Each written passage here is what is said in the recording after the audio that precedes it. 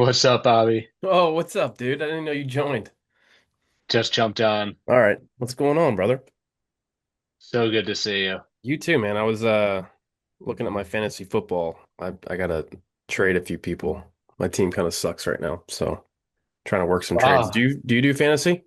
you're pulling the plug on your guys already? 2 games into the season? Yeah, if you're not producing now, get out. That's how I look Wow, at it. Yeah. Do you play? I do. How deep are you doing dynasty? Are you doing just redraft? What are you doing? We do a redraft. We've got 14 guys now. Yeah. Team's not doing hot, but Are you I going go for team? the high. I go the high upside guys. Got it. Got it. Are you who's it with? Or is anybody I know? No, these are guys back home. Guys Got I've it. known my whole life. Got it. Nice, dude. Well, how the Yeah, hell are you, Blake? I'm doing well, man. Yeah. I'm excited to see you. You Things have too. been good. Good. Things have been Good. good. Well, a little bit like just how this works, man. You know, try to bring on people that I've known or interesting to me in like the player development space of baseball and really anything, I guess. But um, for those of you that don't know, Blake, I'll let you kind of take the floor and introduce yourself a little bit and kind of what you do, your history, your past, all those good things. Yeah, absolutely. So Blake Pindyke got to know Bobby for, I don't know, probably 2018 was when we met. I think it was 2019, 29, because that's when I rehabbed my ACL, 2019. right? So yeah, 2019. Yep. Sounds about right. Yep. So I've got to work in the sports psychology and mental health space for the last 10 years. Um, was a D3 college baseball player that loved the game and got to a place where just was not having fun. Going down to the field was making me incredibly stressed out. Hmm. Um, all I could think about was not making mistakes. Had a college coach that I don't think necessarily helped too much in the amount of pressure I was putting on myself. Sure. Was reaching out to former teammates, coaches, parents, friends for advice, asking, what should I do about the performance anxiety I was facing? And all anyone told me was relax, be confident, think how good you are. Um, and none of that helped. Never does It it? never does. It wasn't until I reached out to a sports psychologist that I was able to get back to just being able to perform a little bit better and really enjoy the special experiences that to be able to play, baseball and at least compete at the college level. Yeah. And that really put me on this path to wanting to help guys enjoy their careers and get the most out of their physical ability. Right. So did my master's in sports psychology. Do you want the full background? Am I going too Yeah, deep? right. No, give me the full thing, man. Okay. Yeah, you're good. Um, so did my master's in sports psychology and about halfway through realized that I was really interested in the clinical side as well, Hmm. that I wanted to be able to treat the whole person. Right. And then especially for high performers, I really see that and that they're at this precipice where what's adaptive and what's maladaptive from a performance standpoint is really fine. A lot of the things that help push people to be elite Hmm. also have the potential to cause a lot of problems. And, strategies like beating themselves up, overthinking, being perfectionists can also lead to performance detriments. Sure. So, wanted to move towards licensure, got really lucky, got hired by the Brewers out of my master's program in a dual mental health and performance psychology role. Um, Spent 5 years with the org, got to a point where I was overseeing our minor league programming, both from a mental health and sports psych standpoint. And then decided that I wanted to go back and get my a lot of great sports psychologists in the field, had Sure. seen the level of training expertise they had, and asked the Brewers, hey, I want this training. I think it would really advance me. I also don't want to leave the organization. And they were hugely supportive of it, which was amazing. Yep. So got to go back and do my doctorate, stayed with the team, got the experience of working in the big leagues, and being the main provider for our guys. And then this last year, wrapped up the doctorate, and then as of last Monday, completed my fellowship with the United States Olympic and Paralympic Committee. Wow, that's awesome, man. I didn't know all that. Yeah, When it's been a little bit since we got to fully Yeah, it catch up. has been. So what do you think, what are kind of the main differences, I guess, where when you were with the Brewers, right? Like compared to now, working with, Paralympic athletes and stuff. Like, is it similar? Obviously, I would imagine it's very different, right? Because the struggles they may be dealing with are very different than a Major League Baseball player. Yeah, definitely. So it's cool. We provide services for Olympic and Paralympic athletes. Yeah. Obviously, the Paralympic sports have some adaptive challenges that they, navigate as well. But Mm-hmm. they're high. Everyone's a high level performer, and I think Sure. that's the uniqueness about this field and this training Yeah. is you're really trying to help people be at their best, no matter what it is. Right. In the field of sports psychology is really evolved into fully performance psychology. So that includes surgeons, lawyers, pilots, because everyone is vulnerable to the human experience. Everyone has thoughts, everyone has emotions Sure. that can get in the way or empower people to be at their best. Right. So it's been fun to see performance from a number of different perspectives. Yeah, because that's a really large change, I feel like. And kind of going back to our relationship, I want to hit on that before we kind of get going into some of the questions and stuff. But um, I knew when because when Blake and I met, I was rehabbing my ACL, with the Brewers, and obviously having injuries and going through those type of things have, not only physical struggles but mental struggles, right? Because as like you're saying, as a high performing athlete, all you want to do is you want to be on the field, you want to contribute, you want to be part of the team, and you kind of feel isolated when you're in that rehab space. So I thought it was crucial for me to not only try to better myself physically, but also mentally, right? And, Blake, when we first met, I could tell you kind of had a different way of doing things because, like you were just saying, it wasn't always like, oh, just believe how good you are, or, you know, uh, positive self-talk. It wasn't really kind of driven by that. It was more so, how do I describe this? It was more so really in a I guess kind of like self-awareness almost, if that makes sense, where you were trying to, and it shifted my mindset in a lot of ways where it wasn't always like trying to feel good all the time. It was, okay, what is the situation right now and how do we deal with it? And, the voices in your head that tell you certain things aren't always true. And like I said, I just I thought we had a great relationship, and I learned a lot from you when it comes to, you know, working with athletes. Why is it so important for those type of things? Not just to tell yourself how good you are all the time, but to have those like self-realization, and actualization of like actually what's going on in your head, if that makes sense. Yeah.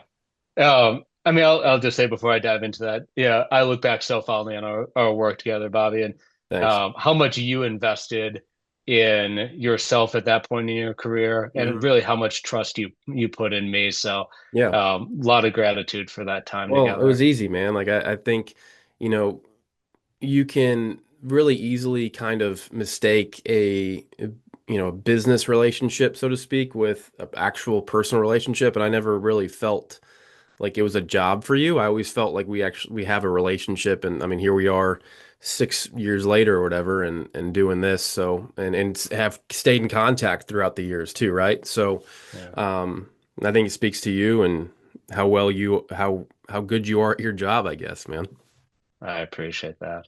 I Yeah. appreciate that, and I do try to keep things really real and pro baseball, pro sports. It's such a tough environment, Hmm. and what I what I think gets lost is the messaging, both I mean, especially in sports, but for people in general, is you have to change how you're thinking to be able to show up how you want in life. Okay. Yeah. And the approach I really take with athletes or anyone I'm working with is that they're just thoughts, they're just feelings. Hmm. When we look at the research, humans have between 20 and 40 different thoughts every minute, comes out to about 50,000 thoughts every day, and 70% of them are negative. Even How can you before track that? Like, how are we able to track that? Just curious. Yeah, I mean, it's not perfect, but I think where they're at for studying this now is they send people text messages throughout the day. They're Mm, part of research studies and ask them, what are you thinking about now? What were you just doing? that could get weird. Um, yeah, for sure. Yeah. But you get some good insights, Right, especially when right, when right. people are being honest. Sure. But 70% of human thoughts are negative. I mean, even before jumped on this podcast, I was watching the time because I was thinking, okay, I have to be on at 10 a.m. If I'm late, I'm going to disappoint Bobby. Like that is inherently a You can negative never thought. disappoint me. That's good to know. Yeah. See, now we're challenging the thoughts. There, yes, we are. But but that thought keeps us in line. Our brain is built to anticipate what could go wrong. It's the thing Mm, that keeps us from speeding down the streets. It's what keeps us from, if you're a baseball player and you know that you need to focus on your recovery, it's what has you eat, the quinoa chicken bowl rather than the double bacon cheeseburger because you can anticipate unwanted outcomes. sure. But the problem is our brain keeps doing brain things when you get on the mound. And all of a sudden you're starting to think about, okay, what happens if I leave the slider over the middle? What happens if I keep giving up more walks Right. because I'm pegged as a guy with a high walk rate? Um, it's a very different approach than I think most guys have been told. They've been told they need to think and feel a certain way to be the type of player they want. Yeah. And the way I approach it is, can you be the type of person, the type of player you want, regardless of how you're thinking and feeling? And I think it's a very different concept than most people have been introduced to. Yeah. No, I agree with that. I remember a book that, and I still like, because I'm working in the player development space now. I think the confidence gap, right? Like that's I remember didn't I spill wine on the one copy? Do you And, still have and you that? bought me a new one. I'm sure it is on my shelf. Yeah. I don't think I So have I don't think I have the wine one, but you kept apologizing. I was like, I just love the fact that you're reading it and you're reading it over a glass of I wine. felt so bad, man, because you gave me the book, and I think this was like within the first couple, maybe month or so of us really like working together, and it's a fantastic book, and it's still one of my favorites for any athlete, really anybody. I feel like it can spur, not just in sports, but also in business and life and whatever, right? So, I remember I was reading that book, and I went home and was just having a nice glass of red wine and spilled it all over the book, and I felt so bad. Because again, it's going back to what we were talking about with thoughts. It's like, oh my God, Blake's gonna hate me, dude. Like this is he's gonna think I'm so irresponsible.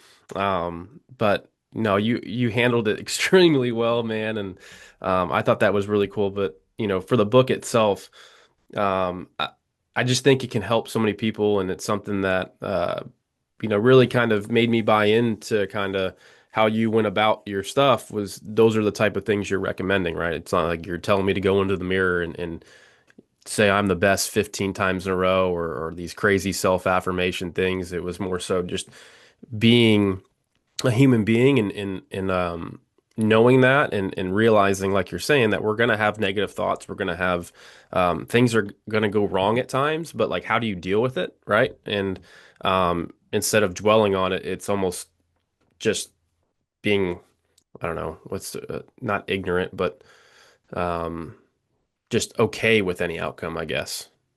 Yeah, yeah, accepting, allowing. Right. I think I lean more into the term allowing at this point. Yeah. Um, because it's like if you're eating at a restaurant and there with a buddy and there's background music and there's people talking and there's people moving around, like there's a ton of commotion. Right. You can sit there and wish that there wasn't music, that there wasn't loud, that wasn't distracting, or you can just allow the environment to be what it is, Sure. which allows you to narrow in on what's important, which is the person sitting across from you. The Hmm. same thing happens when you're at the plate. If you're thinking about not striking out, um, not laying the team down, that's background noise, just like the crowd is, or Mm, just like the stadium music. right. Um, but if all of a sudden your attention shifts to those things that you don't like, now your attention's there rather than the 97-mile-an-hour pitch that's coming at you. Yeah, no doubt. You said music. Are you still doing this is one of the cooler things I thought. Like and you're gonna have to explain this because I don't remember it completely, but I remember us doing some stuff where there was actually music that was paired with brainwaves. And I thought that was the coolest thing because the music would get louder the more attention you had on the music. Am I explaining that right, or what was that? Because I thought that was one of the cooler things that we were able to do together.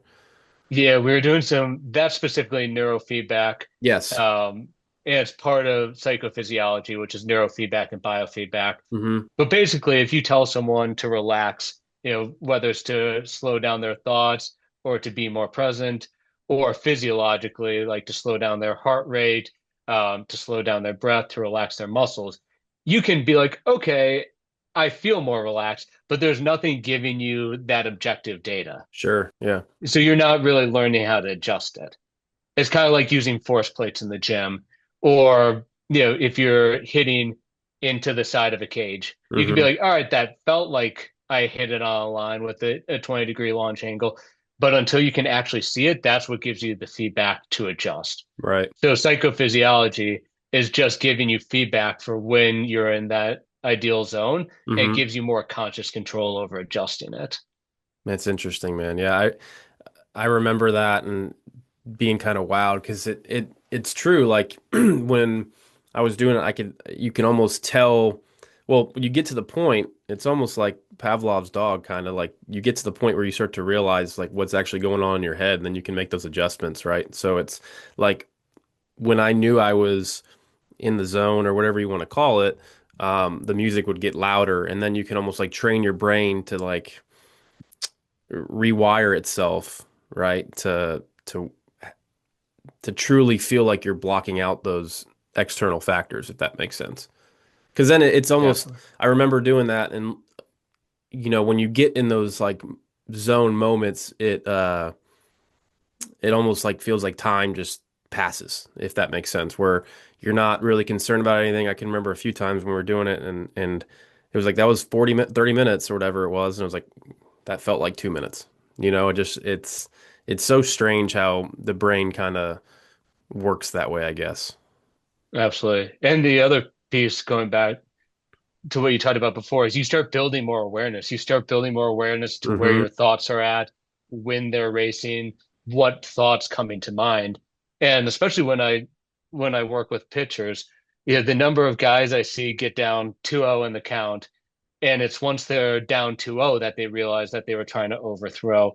And now the adjustment is now that they put themselves in a tough position Right. rather than 0-0 realizing, okay, I've got, the four-hole hitter at the plate. It makes me want to do too much, stepping back, adjusting at that moment before they start throwing balls. Yeah. Yeah. It's I try to get the guys that work with us to kind of buy into that some of that stuff where it's almost just not letting those things bother, right? Like it's especially, I've been around more and more high school kids now and even college and some pro that you hear them talk through like that throughout their process of, pitch to pitch, and they'll tell you all the time, like they're thinking about the worst possible things, right? And, you know, it, getting them to, especially younger kids, like to buy into that pitch to pitch kind of mindset and not allowing the factors really bother them. I feel like it's harder at the younger levels. I don't know how much you've really worked with some of the younger kids, but do you see any? Is that more like of a brain development thing, or what do you think that is as far as like the younger kids struggling sometimes with, grasping some of those concepts? It's a good question. I mean, I've spent most of my time working with 18 and up college, Hmm. college and pro level. Um, I think it's just part of being human. And it's Yeah. amazing that, and you can speak more to this, but the things that I hear 14-year-olds say are the same things that I heard MLB All-Stars say. Yeah. And I think it's so easy to turn on the TV and see these guys and say, man, they're so confident. They know what they're doing out there. And No. no, yeah, I'd be curious like how you reflect on Yeah. your own experience and what you heard from guys, but it's Yeah. amazing how much everyone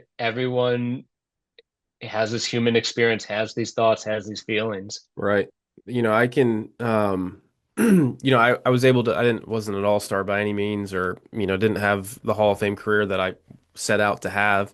But I can speak from myself and for others, right? Like I think baseball players are some of the most insecure, humans there are, right? And you're right. Like you look at those guys and you think, hey, like they're 100%, confident or they're well in control of their emotions and all these things. But I think that's the opposite, man. Like a lot, for myself, like you get out there and you have nerves, like you have those feelings of self-doubt at all times, right? So I think you're right. Like I think, talking to those guys, like, the younger kids, I've had many of the same thoughts, where it's, you get 2-0 in a guy and you're like, oh shit, here we go again, right? Or um, this isn't going to end well, or don't walk this guy. And then you, like you were saying earlier, you start putting those thoughts in your head, and you're not really focused on the task at hand, and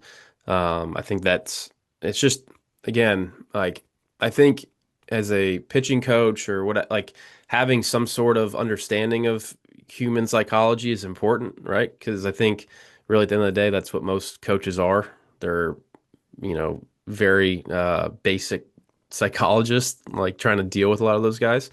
Um, but yeah, I don't know. I think it's I think you're right. I think it's kind of throughout baseball. It's not just, specific to one group, I guess, right? So, um, yeah, I don't know, man.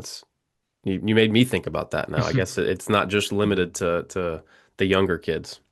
Well, the challenge I also see and where I see guys getting stuck the most Hmm. is they've been told you can't think that way out there. Like Hmm. you got to be confident. So when their brain starts doing normal human brain things and having negative thoughts or concerns, and they can't get rid of it, now all of a sudden they think they're screwed Yeah, and that they yeah. think that there's something wrong with them. So instead of just having like the anxiousness of the moment or what doesn't feel awesome about the negative thought, now they feel shame and guilt because they're having it, or maybe they get angry because of it. Mm. And then they become angry because they're angry and anxious because they're having all this emotions Yeah, and they're just sitting on the mound trying to suppress it. And also, what we know is the more we try to suppress thoughts and feelings, they the keep more coming. Yeah. intense they are and more Hmm. frequent. So, this is how things like start to speed up on guys on the Right. mound because they're just trying so hard to control things and they're having so much judgment towards what's happening inside their brain. What would you tell like a travel coach or a youth coach or even a high school coach? What would you like? What would be one piece of advice you would give them in relating to some of their pitchers or hitters? Yeah. So, what the two things I talk about that are Hmm. largely outside of human control are thoughts and feelings. So you don't need to control your thoughts. You don't need to control your feelings. Oftentimes, doing that's going to cause more problems. What we do have control over is where we place our attention. That's some of the basis of mindfulness Sure. and the actions we take. If I'm a really bad public speaker and I'm just scared to death, or I have some college students that I work with now. Hmm. If I have a college kid that's scared to death to raise their hand in class, they can physically raise their hand and talk. Their brain can be screaming at them, "You're going to sound like an idiot. You have no idea what you're talking about. Uh, Don't, don't put yourself out there. It's not worth it." And they can still raise their hand and speak. Hmm. And then what happens is your brain starts to learn that those thoughts and feelings don't need to change for you to be able to do what you want. Hmm. and all of a sudden those thoughts and feelings get a little bit more quiet. So even if you're a pitcher and you're on the mound and you know you need to be aggressive on the inside corner, but you don't have that aggressive feeling, you can still take an aggressive action. You can still take a confident action regardless of how you're thinking and feeling. So I lean much more into attention and actions Yeah. rather than I do thoughts and feelings. Yeah, it's interesting. I was talking to somebody about this the other day. Like, I can remember how many, like a bunch of times where it was, hey, let's go fastball in, right? And you start to have those thoughts of, okay, I don't want to hit this guy, right? Or it's 0-2 and I don't want to, make a non-competitive pitch or whatever it may be. And as you're like picking up your leg, those thoughts are still going through your brain. And then it's a pull heater in the dirt other side, right? So kind of to Yeah. that point, what would be a good course of action for somebody that's maybe going through something like that, where they can't locate that inside fastball, even if they are trying to, I don't know, tell themselves that it you can do it, or you have that aggressive thought, but then right before it happens, the aggressive thought leaves, and then you pull yank it. Does that make sense? 100%. Yeah, there's a couple of things there. I mean, one is training yourself to not change because of that thought. Okay, Like again, letting that thought be there and teaching yourself that your body can still execute with it. sure. But one of the interesting things I realized a little bit too late, my college coach loved to walk down the line when we were warming up playing catch and stand next to people as close as possible and talk to them. Mm. And I was scared to death of throwing the ball at I him. hated that when people would like walk behind, or I hated even like when fans were sta in the stands, right, and they're just like watching you play catch. Like, sure, I was a professional thrower of a baseball, but at the same time it's like I don't like that, like I don't want to. And then you start to have those thoughts. 100%. It's terrible. It's awful. And it would drive me nuts. And uh, I can still like play in my head the words that he would say to me if I threw the ball at him. But I would throw the ball at him every single time. Uh-huh.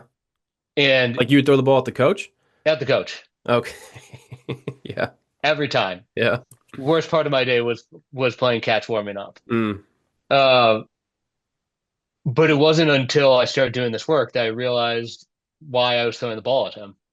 Yeah. Any guesses? Because you were thinking about not throwing the ball at him. I was looking right at him. Oh, okay. Our eyes orient to the threat. So Yeah. for me, what my coach was thinking, not throwing at him was the threat. So my eyes went there. Interesting. Not hitting a guy 0-2, the guy like not hitting him is the concern, the threat. So are So you our looking at the eyes, hitter? so you look at the hitter and Mm. the ball goes there. Like I'd imagine, you would never intentionally throw a pitch, looking at a guy's ribs and try to throw it on the outside corner. It'd be Yeah. hard to Yeah. get there. Right. Right. So our body follows our eyes. So Interesting.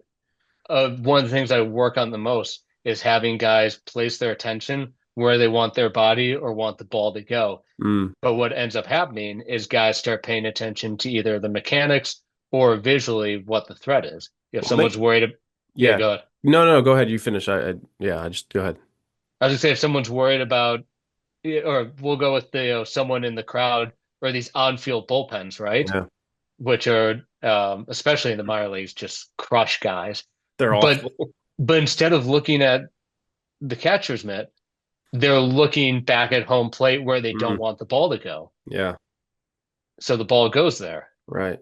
That's yeah, because like I've seen those on-field bullpens ruin people's careers where it's like mid-game and then the ball just keeps skidding, skidding, skidding, and you're having to stop the game and you feel embarrassed and all those things. That's interesting. What I was going to say was like even within what I do too. I've I know Trevor Bauer did the one eye stuff for a long time, and it was all like kind of viral.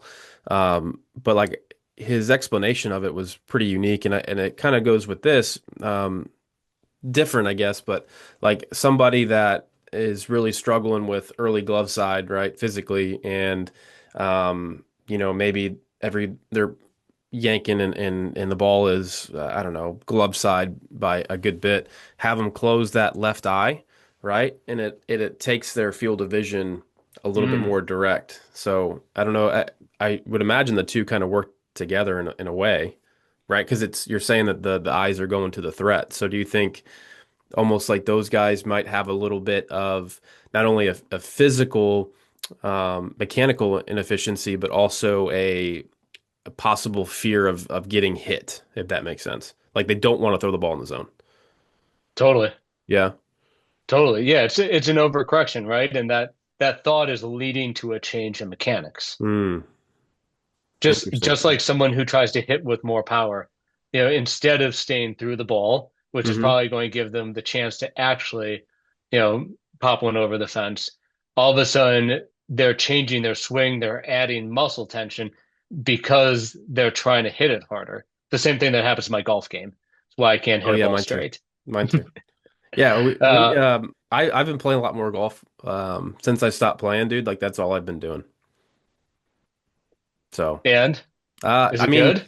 it's fine. I've gotten a lot better. I think I'm like an 8.5 handicap right now. I Oh, like I said, I've that's only been playing solid. 3.5 years. Can hit the ball pretty far, but the short game's what's hindering. You got any advice on that? Well, I do want to ask about that because Matt Krug, who was the Brewers MLB guy when we started working together, he was very big on me putting, and just going out there and trying to drain as many putts. This is before I really knew anything about golf, but I really I liked it a lot because and it makes a lot of sense why baseball players are drawn to golf because it is you and the ball. It's not moving, and you cannot have any other thoughts, right? Like you are just trying to execute whatever the task is at hand. Um, so I've really felt like for me, if I'm ever stressed, like I love to just go play 18 by myself. Like that is the most peaceful time for me to just clear any and all thoughts and just lock in on the present moment. Yeah. Yeah, it's the best for baseball players. And I think it pulls guys outside of how they think about their game to see Mm. it from a different perspective. Because guys are so deep in baseball that you put them in a different context and like, oh, I can get what it's like to allow my body to just putt rather than trying so hard to control where this ball goes. Yeah, a lot of the best baseball players all pretty good golfers too, I feel like. 100%. Do Yeah, you especially pitchers. Yeah, it's well, I think from a physical perspective too, like you're rotating, you're doing a lot of good things, right? But I think that mental aspect of playing golf, it's 18 holes and you are battling yourself all day long. Like, and the quicker I think you realize that, the faster you can get better at golf. Yeah. How's your game right now? Uh, Not great. No?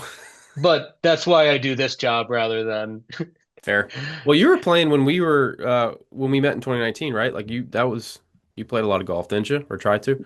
it was a great way to just connect with guys and be Yeah. able to talk about their games and relate things back to what we were doing out on the field or what they were trying to do out on the field. Yeah, I wish I played more while I was playing, just towards, the end of my career, having all those injuries, it kind of, slowed down my transition into golf, I guess. So, but I So do wish I would have played more because I felt like that could have done a lot of good for my career, my mental, you know, so do you like your mental game more as a golfer or when you were playing ball? golf, no doubt. No doubt. I don't know. I think playing and having the stress of it being a job, and the magnitude of like this is all I've ever wanted since I was a 4 or 5 year old kid is to play in the big leagues and to stay in the big leagues. Um, I think having that added pressure, um, made it a lot harder for me to enjoy my career, right? And those are some of the things that we've talked about, and it got a lot better towards the end for me. Like when I knew it was kind of like, all right, like it's probably done. I could kind of just like sit back and enjoy a lot of the little things more. Um, but like in it, and having those injuries, it just kept compounding. The physical stress to go along with, trying to make this your career and having your dream come true, I think, left a sour taste, but um, it didn't allow me to enjoy the game as much as I once did, if that makes sense. But with golf, 100%. it's I know I'm not going to be on the tour anytime soon, right? Like I know it's not um something that is going to pay the bills. Like that's just my way of like enjoying life and enjoying competition because I'm not really like sure like when you go and play with people you're competing against them, but like if you really get down to it you're just competing against yourself, right? And I wish I had more of that in my career too, where it was um not worrying about so much of the other stuff and just kind of locking in on what was in front of me and kind of controlling the things I could, if that makes sense. Long-winded way of Yeah. saying that, but No, it makes a ton of sense. And I think that's what I love about doing this work is guys dream of these opportunities. They make unbelievable sacrifices to get to these high levels and hmm dream of playing in college and pro in the Olympics. Um, and then for so many, the experience that they find themselves in is really different than the one that they dream of. And yeah. um, I just love being able to be a help and support for guys to be able to enjoy this thing that's so meaningful to them. Right. And that's in no way like I love baseball. Like I'm still in like I think it's the greatest game in the world, but um it's very hard for people to understand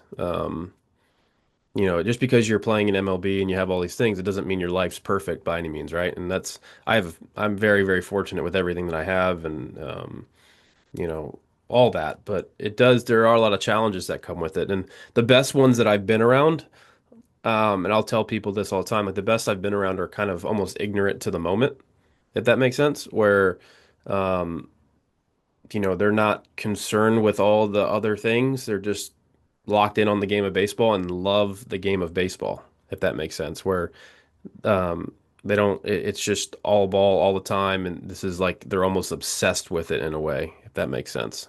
Not Yeah, in like a bad way, but um, they're not concerned with anything other than ball. Is that something you've definitely. noticed too with guys? Like, what are some of the things that you've seen, I guess, in your field that you can are almost like indicators of success? Does that make sense? Baseball specifically. Yeah. And I think that's one of the interesting questions that there's a lot of psychologists and mental skills folks that are involved in the draft, and hmm they try to pull out personality traits Yeah, that what leads people to be successful. sure. But if I look back at the clubhouses and the big league clubhouses we have in over the years, we have so many different backgrounds, so many different makeups, so many different levels of love for baseball, Yeah. and there's a lot of different ways to be successful.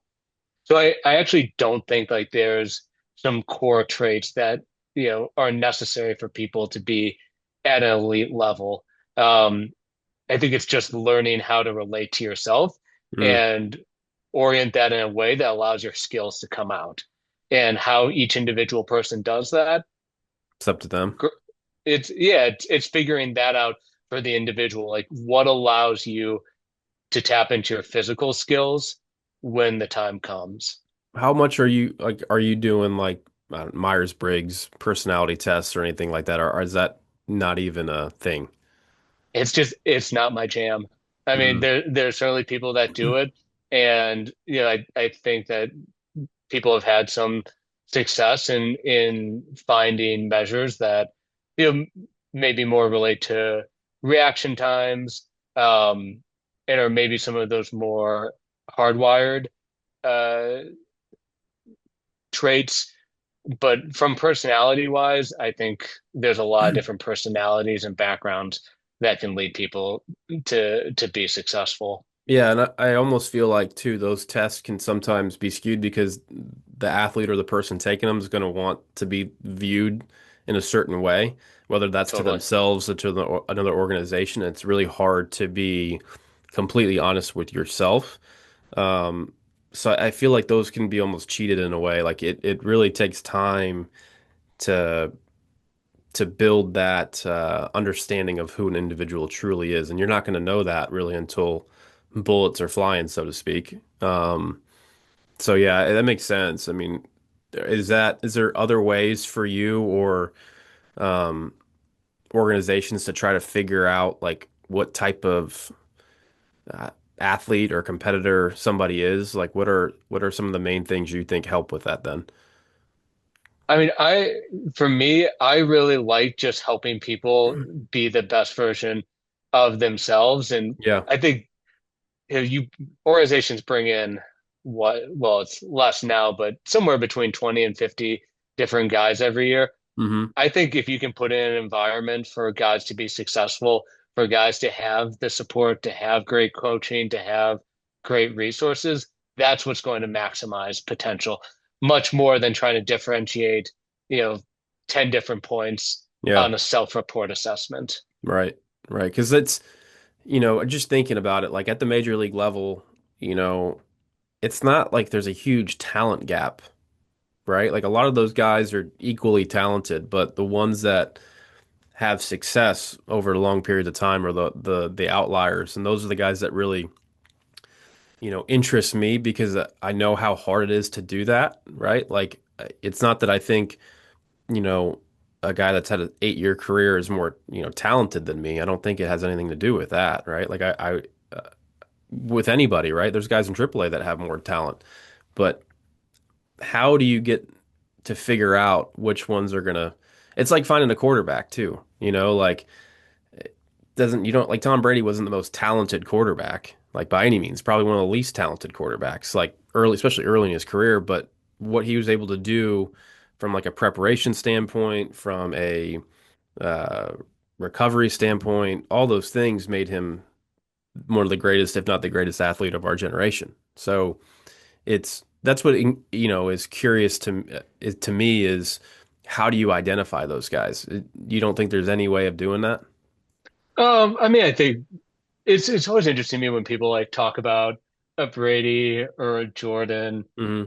or a Kobe, and I don't know these people, but from the outside looking in, those are really, really unique individuals that seem like there's a high level of obsessiveness in their Hmm. sport, which is great, but that's just not going to be everyone. Yeah, right, And if you tell people to have that level of obsessiveness and that single-mindedness towards their sport, and it's just not them, it's they have a lifetime of experience and how they were raised and their own biology and all those pieces that it's just not you can't force that mindset onto right, people. Maybe there's different habits that you can encourage, um, but not everyone's going to be those guys, and right. that's okay.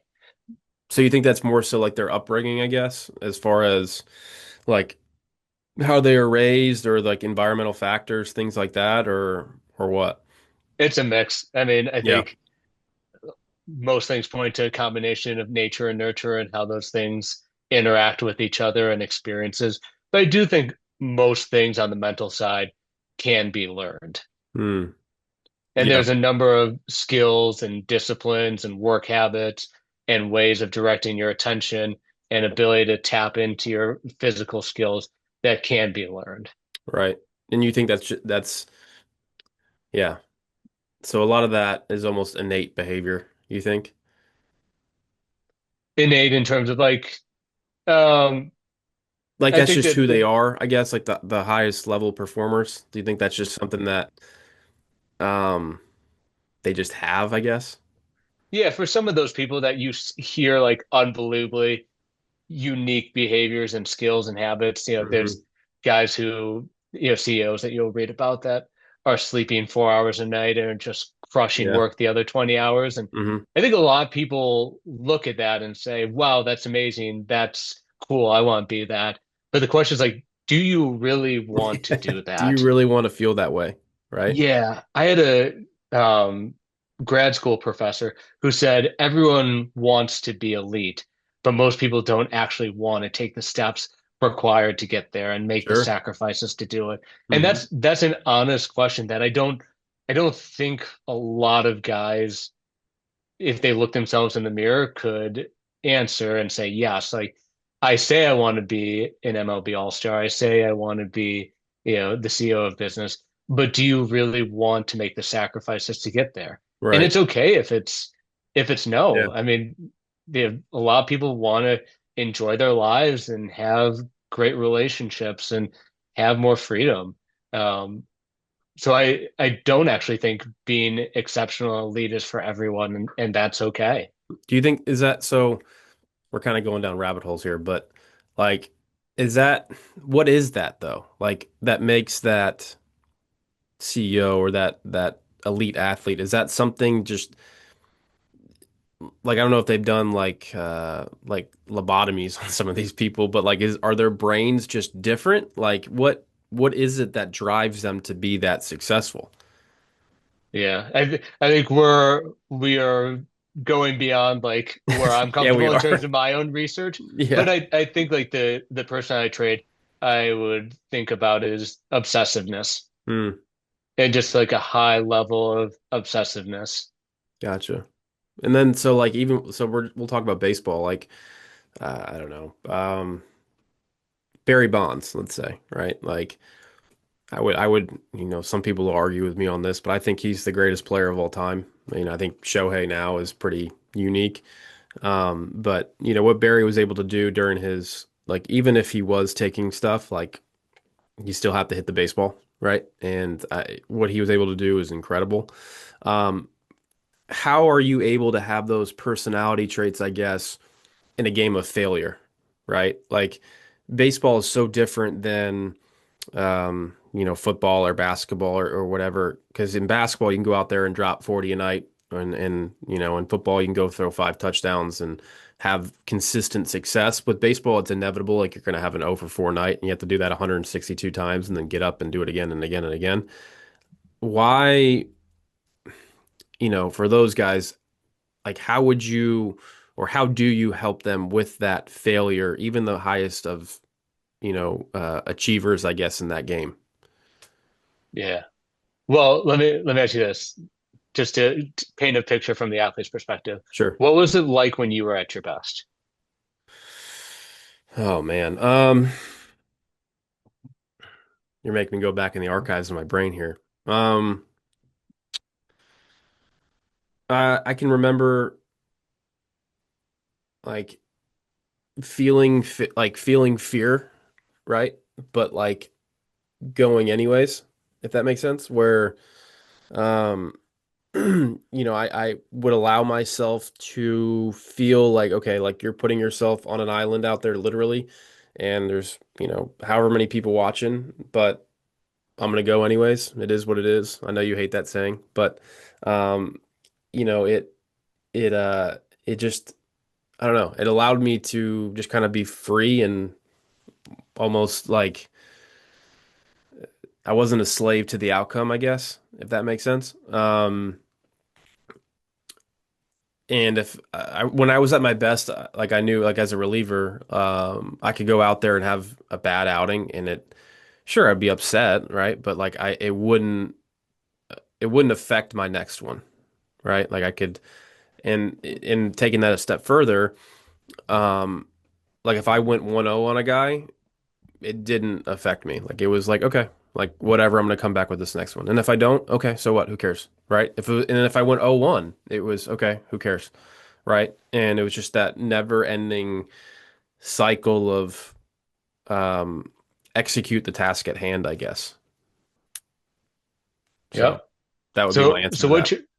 I love it. So what you're describing is pretty universal. So I'll talk to guys and I'll say to them, I have a 100% guaranteed way as a pitcher that you never walk someone again or you never give up a home run. 100% guaranteed way. What is it? I need to And know. and yeah, guys lean in. They're like, what? This is what I'm paying you for. What is it? Do you know what it is? I think understanding that that's not possible. Yeah, don't get on the mound. If you don't want, if you don't want to give up Yeah. a bomb, don't get on the mound. Yeah. Don't play professional baseball. Right. But what you described is this freeness, which is what most athletes want to want to tap into. Hmm. It's the ability to not worry about the outcomes. But what I find is so many people, so many athletes, especially at younger ages when they're so much physically more talented than their peers, they can actually keep themselves from messing up. But then they get to pro ball and they get to the big league level and they try to prevent unwanted outcomes from happening. Hmm. But the irony is the more we try to control, the more out of control we feel. So all of a sudden, if you're unwilling to give up a home run and you're unwilling to walk people, it's so hard to execute pitches. So it's when you're okay, you don't have to like giving up bombs. You don't have to like walking people, but if you're not okay living within reality, it is really hard to put a ball in the inside corner when the middle of the plate's 5 inches away. Yeah. How do you balance the two then? Because athletes have this like never-ending want for success, right? And that comes with, um, like you were saying earlier, like those unwanted outcomes. You know, you see the people throw the glove, you see the people that get upset, and like, how do you balance those two then, if that makes sense? Because you don't want people to think that you don't care. I think that's part of it as well. Like, you don't want to be the guy that gives up the home run and goes in like, whatever, you know. And I think that gives a bad look to the teammates. Like, how do you balance that, I guess, from a response standpoint? If that does that question make sense to you? Yeah, I mean, and this is the problem is people see acceptance as apathy, and and it's not. Yeah, It's just, again, allowing it to be there. Like if how many, I mean, what percentage of times did your arm feel great when you went into games? five Five. So less. I so don't if know. I mean maybe, yeah. So that Sure. 95% of the time, if you're sitting there like, I hate my arm feels this way. It shouldn't feel this way. I put in all this work to prep my body. It doesn't, it's not getting right. It's impossible to pitch. So Mm, I'd imagine you allow your arm to hurt or you allow your arm to feel a little dead. When you allow your arm to feel a little dead, it's a lot easier to go out there and still execute. yeah. But if but it's kind of like going to the ocean and screaming at the waves to stop crashing. It It doesn't make any should. sense. Yeah. So again, you go out there and it happens. You can't fight what happens. You make adjustments. Right. But if you don't allow umpires to make bad calls, if you don't allow the mound in Sacramento to be crap, um, like whatever it might be, once you allow things to be as they are, that doesn't mean don't make actions. It's accept what is and then make actions aligned with what makes you successful or the type of pitcher you want to be. Yeah. So it doesn't stop at acceptance. Right. It continues into doing actions based on what's important to you. No, that's brilliant. I think like talking to a lot of the kids that are, that train with us or whatever, it's always, oh, my arm didn't feel good, or the mound was shit. It's like, okay, and like, is that you're gonna let that really, like, it might physically change some things, sure, but I wish I had more of that in my career because my arm never felt good. And granted, I mean, I had surgeries and things, so I guess I did have some pain going on, but like those days where you feel like crap, it's not letting those feelings dictate the actions that you take. Is that a Yeah, pretty simple way of saying that? beautiful.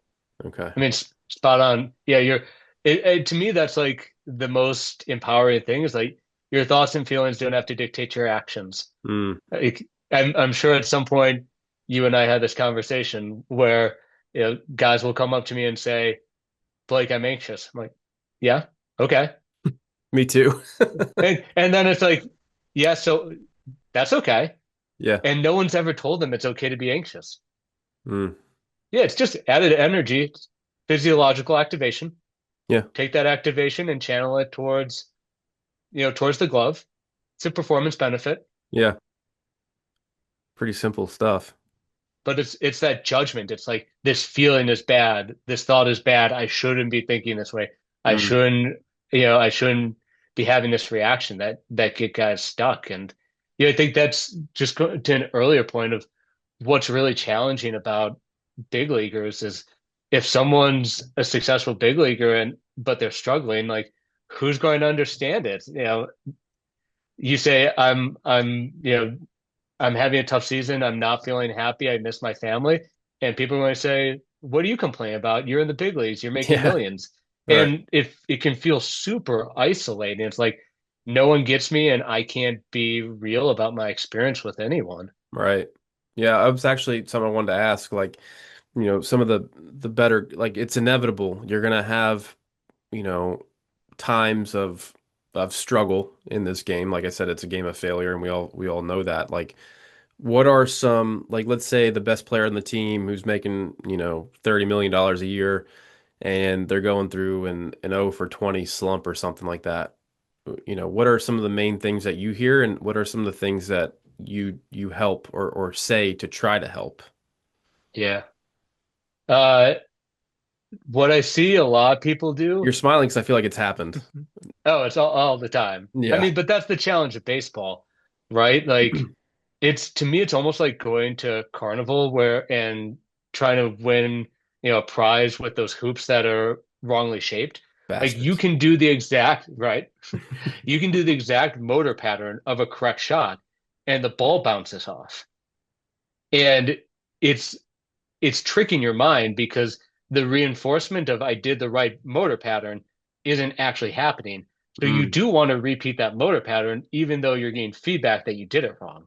So you could make the most excellently spun slider, and someone just serves it right over the second baseman's head.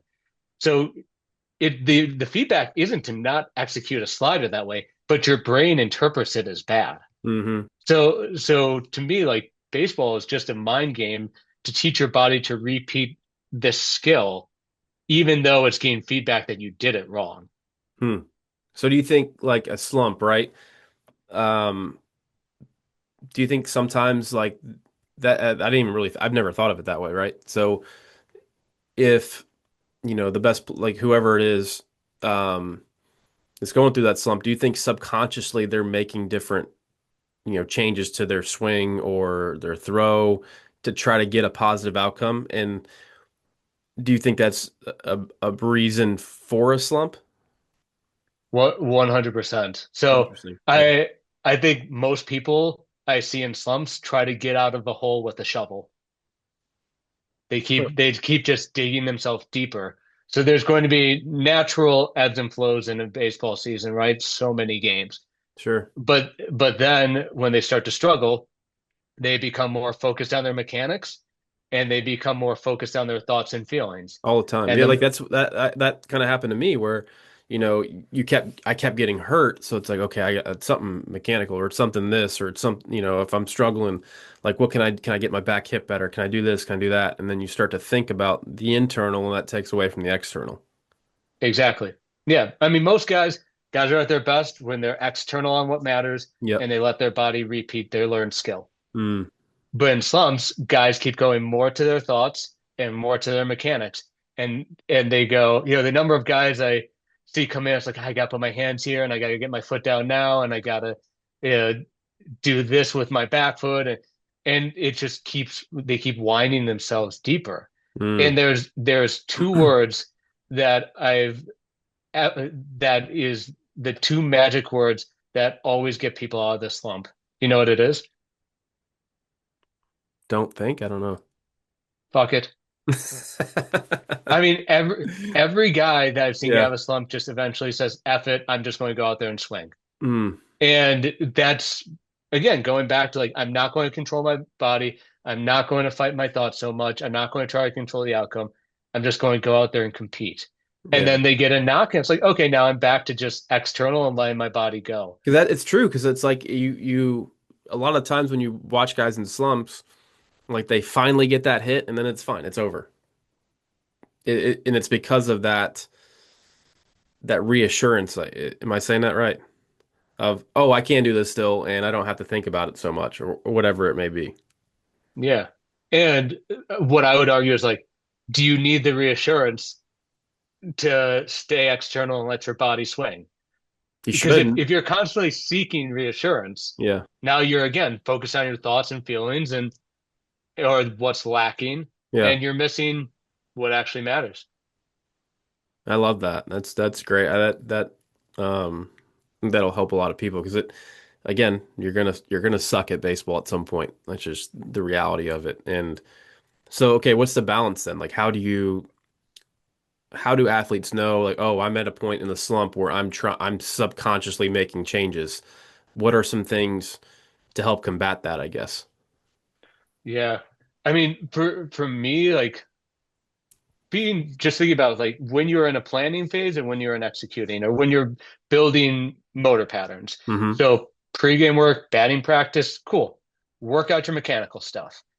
But when you get to the plate, um, that's not the time to be mechanical and internal focus because you're trying to hit a ball going 97. Right. But I see guys all the time go to the plate and be like, okay, hands high, hands high, hands high, hands high. I'm like, are you going to forget where to put your hands? Like, do you walk around your house saying, okay, turn left, turn right, turn left, turn right?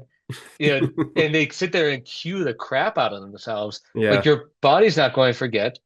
Build the motor patterns, and then when you're in the box, you know, keep going back to this.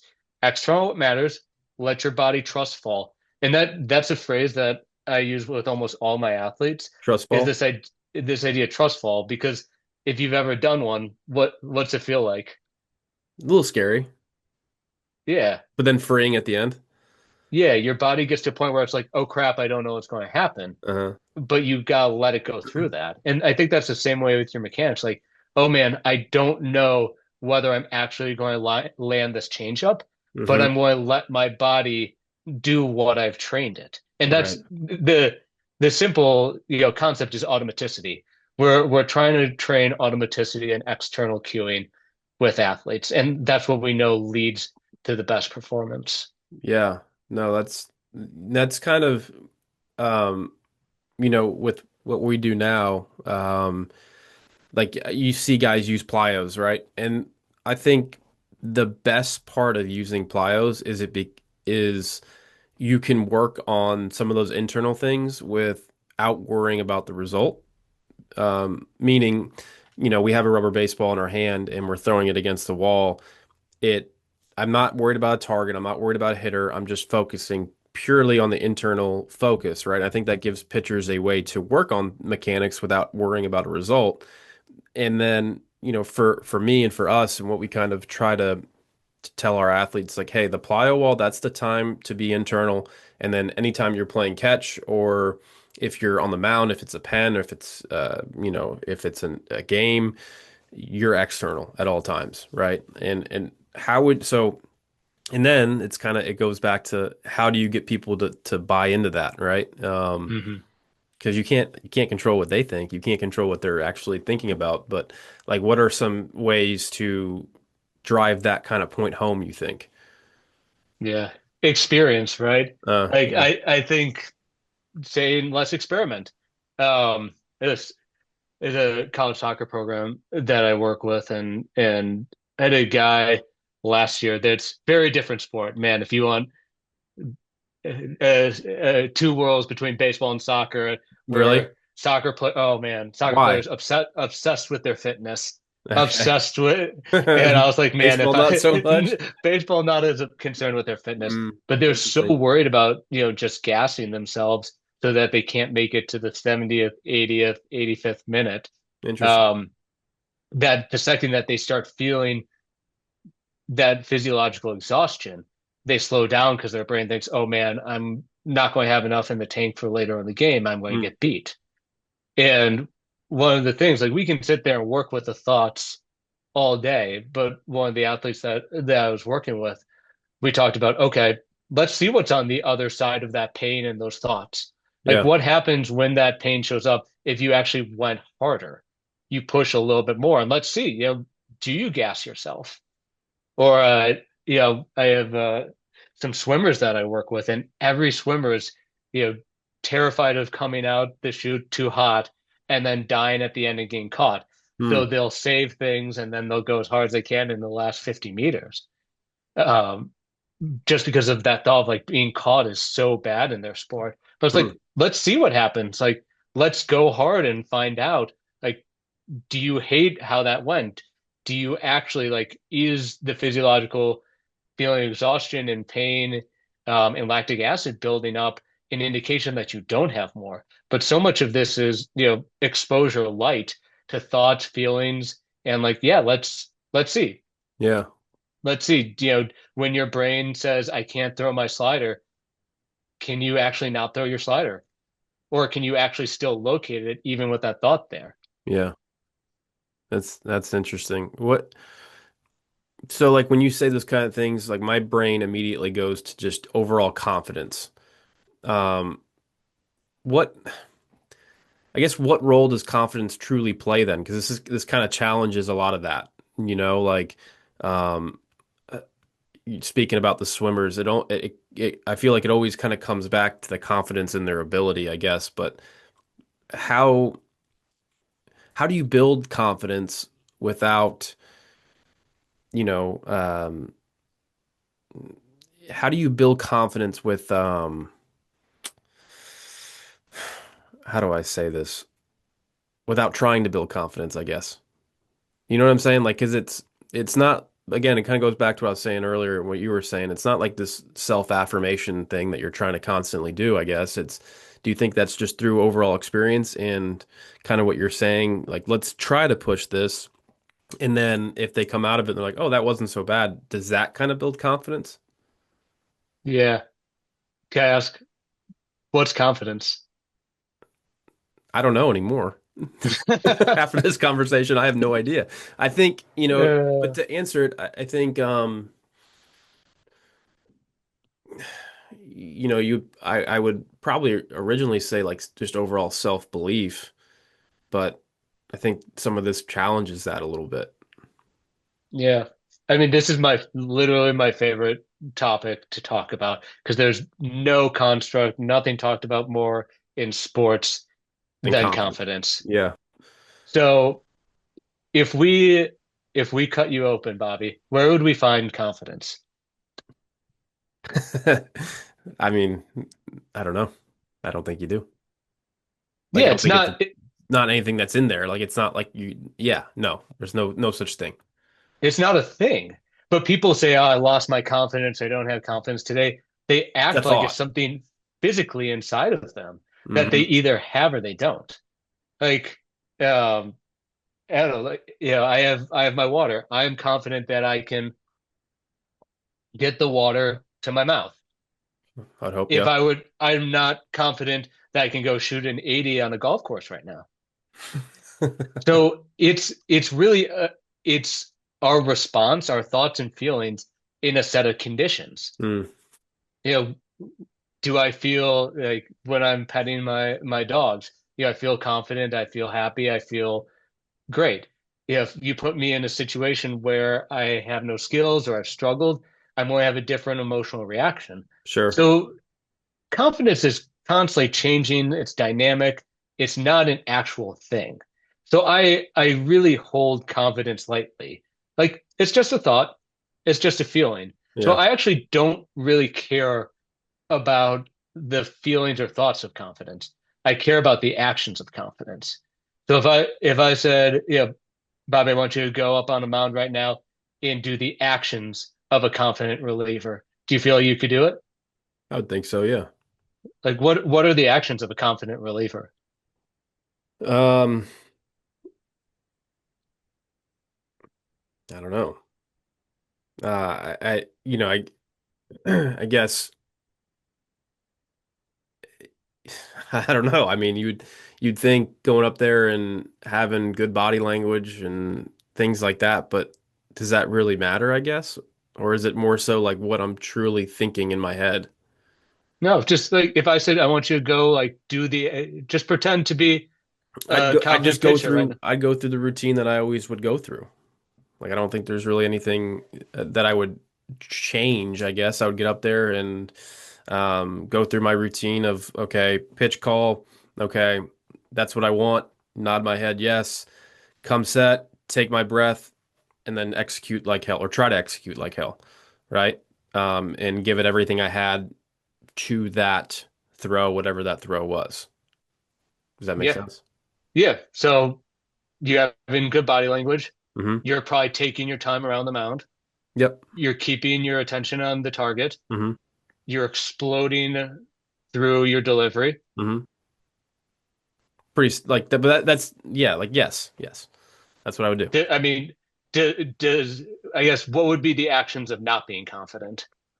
Um, Head down. Um, I don't know. I mean, I don't know if I can really describe it, but I can feel it, if that makes Shaking, sense. shaking Yeah. on pitches. Yeah, like you can, it's almost like I don't know if it's anything like truly physical that you could see. It's more so like the thought process, like uh, overthinking, oh, I should I throw this or should I throw that? Or rushing through my delivery or rushing through my intent or my thought process, things like that, I guess.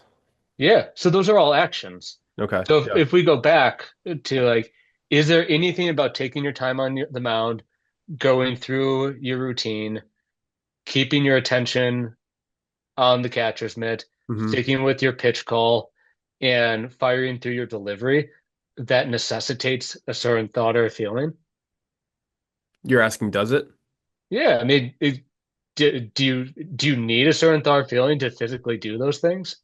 No, I don't Yeah, think so. so No, you so to me, shouldn't. this is yeah, you shouldn't. So like to me is can you do what makes you successful regardless of what you're thinking and feeling? And that's consistency. Hmm. If every time you're changing because of your thoughts or feelings, I mean, How honest many question, thoughts do we what have? percentage of Yeah. was that? How many thoughts do we have in a day? Like, would you say 50,000? 50,000. Yeah. Like, Yeah. I feel like that leads to some inconsistent performances there. Yeah. Like if you're being completely honest, Bobby, Yeah. what percentage of the time were you really confident going into games? Oh man. Not often, I guess. Uh, if I'm truly being honest with you, like, yeah, I don't know. Not all the time, no. What if you were to throw a percentage on it, what would you say? Hmm. 25 maybe? I don't know. Does that line up with what you've heard too, or no?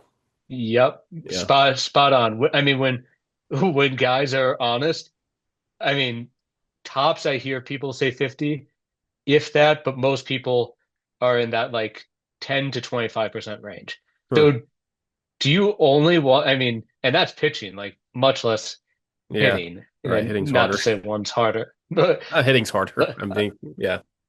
like, do you really want to only perform your best and be the type of ball player you want 25% of the time? That's crazy. Right. So to me, it's like the guys who are really successful are the ones that can do what makes them successful that other 75% of the time. You don't need me that 25% of the time. You're good.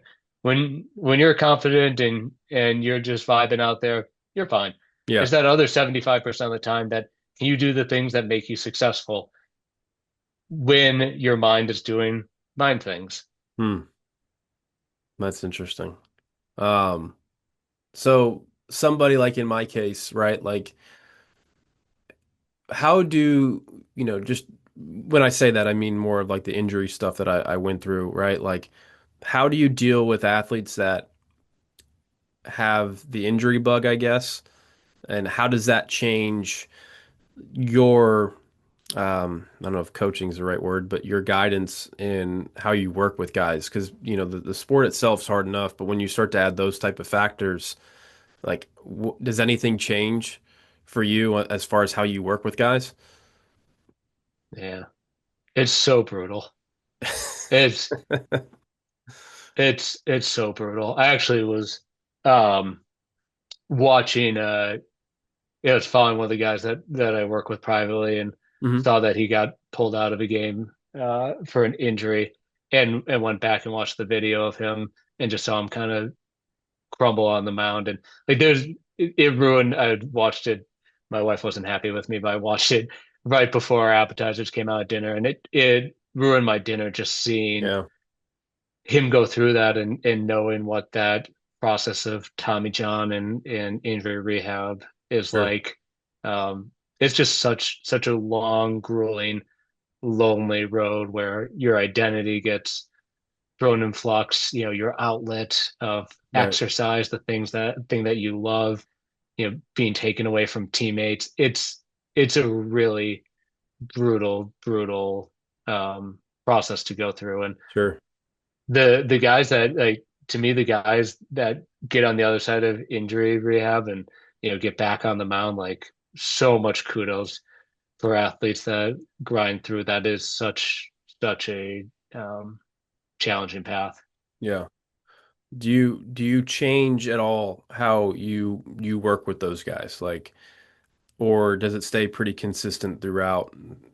I guess kind of what you do. I mean, it does rely on circumstance in some form or fashion, right? Like, is Yeah. there anything that changes, I guess, when you're working with guys that might be going through the injury bug as opposed to a slump?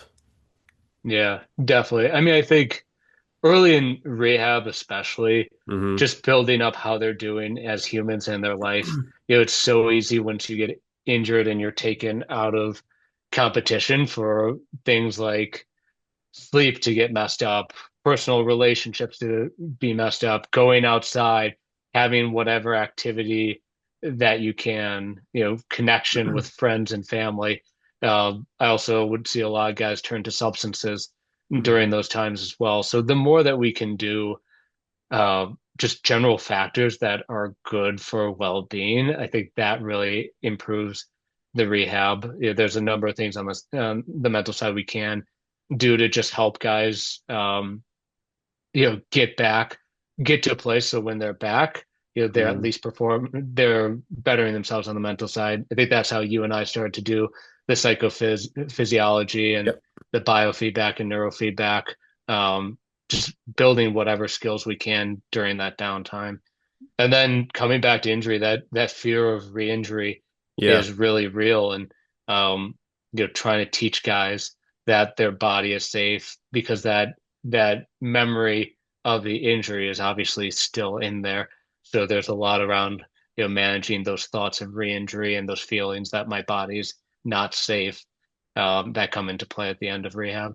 Right. And that, I mean, kind of what you were saying earlier, you said there's one way of not walking people is just don't get on the mound, right? Is that kind of the same philosophy when it comes to the re-injury thoughts and feelings where, sure it could happen, right? Like, you see guys that have had three Tommy Johns in the past, right? Like, does that kind of stay consistent as far as, hey, if you don't, want this to happen again, the only way to do it is to not go out there and perform. Yeah. Yeah, it's well put. I mean, it's value directed behavior is kind of the more technical term is, what is so important to me that I'm willing to risk a re-injury? Hmm. What is so meaningful to me in my life that I'm willing to put myself in the middle of, 40,000 people on national TV and Yeah, try to execute something that I've dreamed of my whole life. What's right. more important to me than this fear? What's more important to me than this feeling? And that's what I find to be really empowering for guys. Is like, what do you care about so much that you're willing to risk this? Mm, that's interesting. And Does that change level to that's level, you think? oh yeah. What are you thinking when you ask that? Um, I think of like the youth kids that drop out of baseball. Um, I think about like the high school kid, and then you. What I'm thinking about, I guess, is the what's on the line, if that makes sense. Like with the youth kid, right? Like depends on the home, I guess. Um, it's very different than what an MLB player has on the line, so to speak. I mean, Mhm. with the external and stuff. That's kind of where my brain goes, I guess, is like, does it change? Does it change how it's portrayed, I guess? Yeah, I mean, I think there's different factors when you're at that level. So I'm talking about once you've worked through, okay, am I doing a PRP or am I doing, Oh the yeah. full surgery? And once all Yeah. those factors and Hmm. once, it's clear like this is the path, Hmm. it's really comes down to what risks are you willing to take?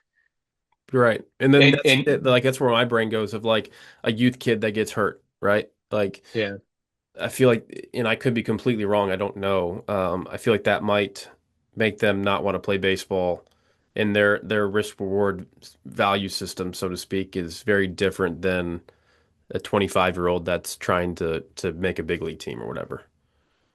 totally. Yeah, that makes sense. Yeah, Yeah. maybe it's not worth it to them. But Hmm. then it's what's driving your action, and this is a tough conversation for a 12 or 14-year-old, which is Yeah. maybe why I spend less time working with youth athletes. But it's, what's more important to you? Not being scared or being able to play sports and hang out with your buddies Yeah. and challenge yourself. And I think that's one of the things that I just ask people is um, what's more important to you, not being afraid or doing this thing that you tell me you want in your life? Right. And when most people look at that, it's like, well, this is more important to me than fear. Okay, cool. Let's go after this thing you want then. Yeah. No, it's interesting. I started to think about like a lot of the kids that come in, and we work with kids of all ages. And just trying to put myself in their shoes in a way of like, because for me, like playing, and that's, I want everybody to try to have a chance to play at the highest level they can possibly, from a potential standpoint, get to and what they want. But then those questions do come in. It's like, if there's a 16-year-old that's a pretty good player, but it's like I just had TJ or whatever it may be. It's like, is this really worth it to them with the odds so far stacked not in their favor, I guess. I don't know. Totally. It just got me thinking a little bit. Yeah, I don't feel like I have a great answer for you, but as you were talking about that, just the thought of these younger athletes coming in and working with you, it just kind of hit me just how lucky they are to have you as a Oh, mentor and stop. just You're too no, I'm sweet. serious. As I was saying that, I was just thinking about like, yeah, these kids are super lucky that you know you're Bobby Wahl, you've played in the big leagues, and you're also this incredible person who's really, I think, attuned to the experience of the athlete and the emotional side. And I just think I imagine them sitting down and having those conversations with you Hmm. and telling you like what's challenging them from an injury, from a performance standpoint. Like, man, what a powerful experience to have that conversation with you. Oh, well, that's very nice of you, and I And appreciate that. But It, it's it, go yeah, ahead. sorry, go ahead. I was just No. going to say like and there's a difference, right? Like I think there's a difference hearing some of these messages from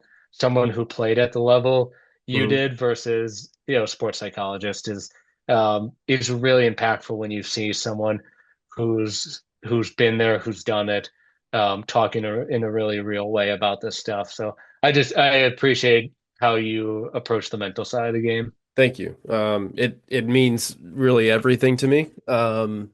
Because I do see, like I was saying earlier, like how there really isn't much of a talent gap, but it's more so like, this can really help their career, right? But at the same time, it can just help them with life. I think a lot of the times, and we kind of hit on already, but you never, and it's something I try to live by, and it's difficult, is you truly don't know anyone else's perspective. So try to treat them with respect, try to treat them with empathy and and be nice. You don't know what anyone's going through on a daily basis, right? And um, I think if people can think that way, I think a lot of the stuff, not only in sports but in life, we can change a little bit of how this world is acting right now. So I appreciate you saying that, man. It's really important for me. And I'm not perfect by any means, but I do try my best in those situations. Yeah. But I actually think it's the fact that you're not perfect that makes you and your message and how you relate to people so impactful. No, well, yeah, like I said, I appreciate it, dude. You don't I don't really think, you don't really think of it in that setting, I guess, when you're doing it. But I hope people can learn a little bit from me, in the things that I don't think shortcomings is the right term, but things that, I've gone through and just kind of sharing experience and things that have helped and um, whether that's playing or on the mental side or just life stuff, I think is really important. And it's, to be a good coach, I think you have to be able to do that and be able to relate to your players because not everybody's the same. And if you can sit and like have those type of conversations, I think it makes that coach to player relationship that much more impactful and meaningful, as opposed to it just being a number, so to speak. So I try, and I learned a lot of that from you, man. Like I think, picking up stuff and a lot of self-actualization, I guess, when it comes to, working with somebody like yourself. And um, yeah, so I don't know if that kind of ties it together a little bit, but I appreciate it, man. Thank you. Yeah. And I think that's what really impacted me, and that was a development for me in my work in baseball was just getting a place where I could be really authentic and um, just fully be myself. Because it's hard. There's so much in pro sports, and so many people relate to high level athletes. They want something from them, or they tiptoe around topics, or just being real and giving Yeah. space for guys to be real themselves is something that I've really leaned into, and that I think is honestly maybe the biggest benefit that Yeah. I can offer.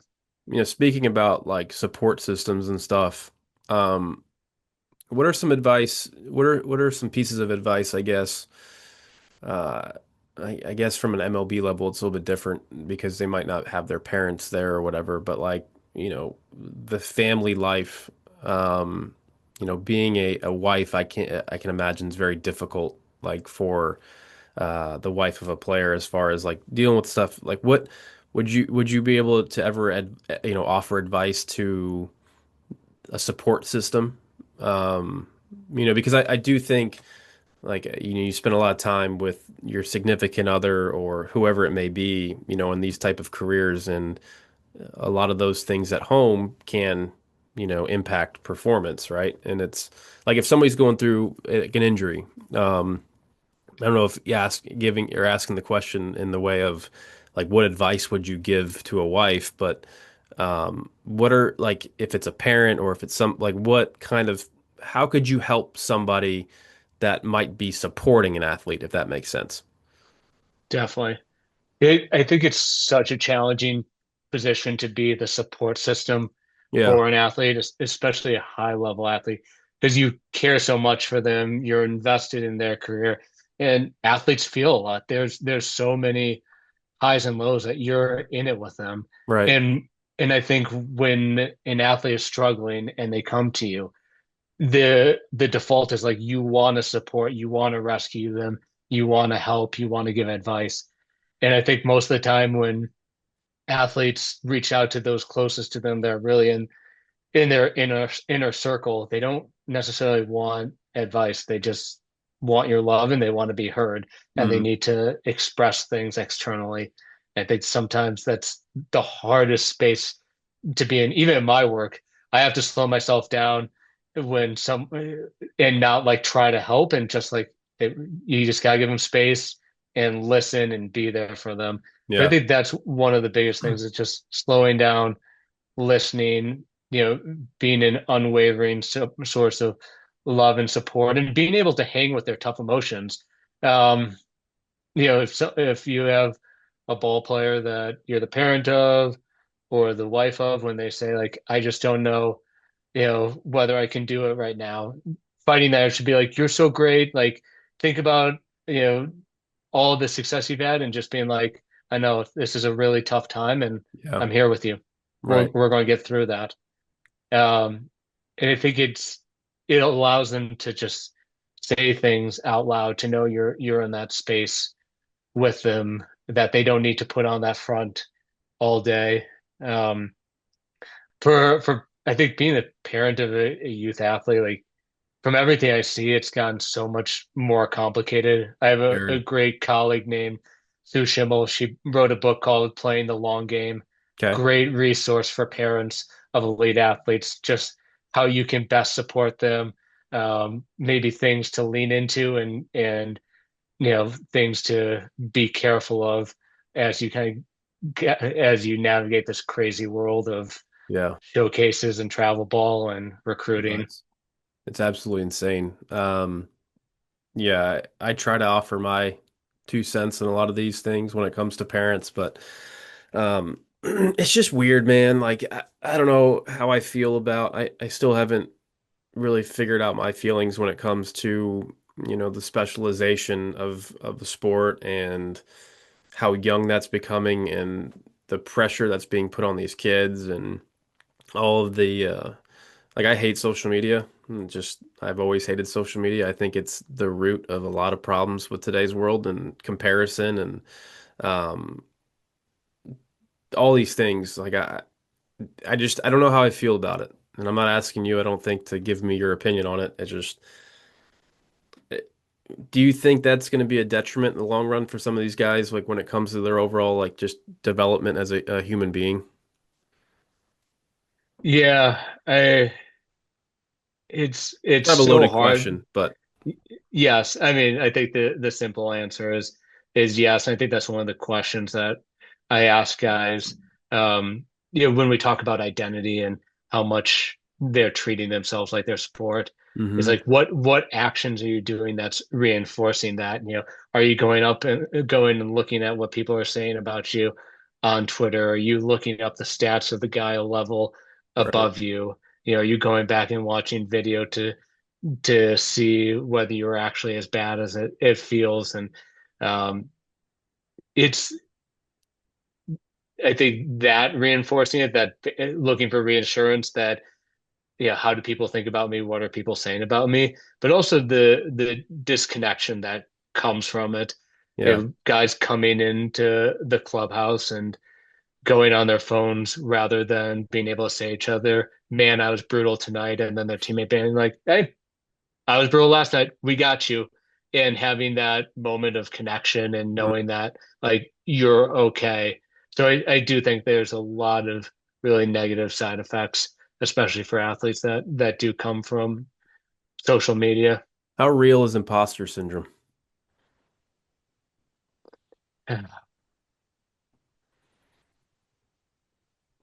I try to avoid like getting into semantics, but don't hate me for asking this question. But what You're fine. what is imposter syndrome? Uh, uh, you question my definitions on a lot of things, but um, I think it's when like you get to a certain level of success that doesn't feel real and doesn't allow you to appreciate that, and you almost have to uh, constantly convince yourself that you belong here or in whatever state that you're in because you feel like you don't deserve it. That would be Yeah. my um, layman's definition, not the technical definition. Totally. And I'll add this, like the asking for definitions isn't like a gotcha. No, I know. It's I it's know to that. I know that. Yeah. it's to understand the thought process and the beliefs. hmm So basically what you just said is imposter syndrome is a sense of like you don't belong there and that someone's going to figure you out. Sure. So there's a story about your experience. The human brain is really good at creating stories, creating narratives about ourselves. hmm And what I would say is like there's a difference between living in our thoughts, which is these stories, and living in our experiences. And then, the experiences might be you are a big leaguer. Like you did throw two solid innings the night before. But this is where I think people get really stuck is they experience the world through their thoughts, their narratives. This person doesn't like me. This person isn't responding to my text because I let them down versus just actually being in their senses, being in what's happening right now. hmm I avoid the term being present because it's so overused, but just realizing like what we're adding to the world, how those thoughts are, you know, influencing how we're experiencing what's happening in that moment rather than just experiencing it. So if you go eat Chipotle, but you're thinking about the game later that day, you know, you're in your thoughts, you're not actually tasting the burrito. If you taste the flavor, smell, the rice and beans, you talk and hear the voice and feel the interaction of the person with you, you're in your senses, you're experiencing the world in the present. You're immersed in And that situation. you're immersed in that situation. And all the research shows is that people are more happy when they're in their senses rather than in their thoughts. Because if we go back to the number of thoughts we have and the reality that most of them are negative, you're not going to be as happy. One of my favorite expressions is pain happens in the present. So you stub your toe, that's pain. Suffering happens in the mind. It's all these stories we have about ourselves and the future and the past that leads people to really feel more upset than anything that's actually happening in the moment. Hmm. Chipotle sounds pretty good right now. Which probably sounds great. I eat like every I'll day. I'll add one other piece. Yeah. Like if there's a runner on third Hmm. and you're a pitcher, that's just a guy with a helmet on his head. That's not an earned run. That's not an ERA. That's not your future with the organization or, what's going to show up in arbitration. It's just a guy with a helmet. And I think when we can be a little bit more objective towards the world and realize what meaning we're adding onto it, it makes it a lot easier to just go out there and perform the way you want. Yeah. So like if you're, you could just say that guy has a bat in his hand, right? Just a hitter. I want your take on this. Like you asked me the question, like what, what did I feel like when I was at my best? There was times where I felt like, when you're facing like, I don't know, Miguel Cabrera or Albert Pujols, right? Like, in my head, I'm like, holy shit, like it's the best hitter of our generation. But then I was able to shift my focus to be like, this is almost like a performance and I needed him to be there. I don't know if that makes sense or not, but it's almost like a collaboration as opposed to a competition where it was like, okay, for me to be the best version of myself, I need those guys to be in the box, right? I need uh, to challenge myself, but I didn't really think of it that way. It was more so like I need that person to be there for me to have that feeling of good, bad, or indifferent. Does that kind of make sense? I love it. I'm going to steal that from you. All right, you can, hey, feel free. But it's true. Like I did feel that way, and it was like Yeah. I remember telling myself that, like almost like you need these guys, and then it almost brings a human element into it because, like what you said, that spark when you said the guy on third base with the helmet on, it kind of sparked my thought because uh, how the thought process was, I guess.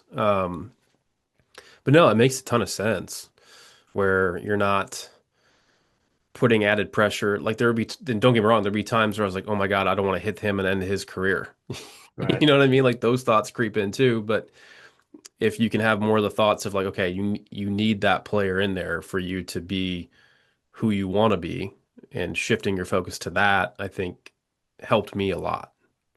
Yeah. And if I can just shed some light on what you're doing, which is Yeah. really incredible, is you're inviting Miguel Cabrera or Albert Pujols to be in the box. You're You're inviting not that fear sitting, of it. Yeah. yeah, you're inviting it, you're Hmm. embracing it. So, there's resistance, acceptance, and embracing. And you're like, you're welcoming them to be in the box. You're like, I am fully game for you to be the hitter I'm facing. And it's a really empowering thing. You're not trying to be like, oh man, why do I have to, why is my number always called in the middle of the order? You're like, Right. hey, like I want you to be here. And again, it just frees you up to do everything else. Yeah. But when you resist, you get stuck. Hmm. Yeah, it's really well said.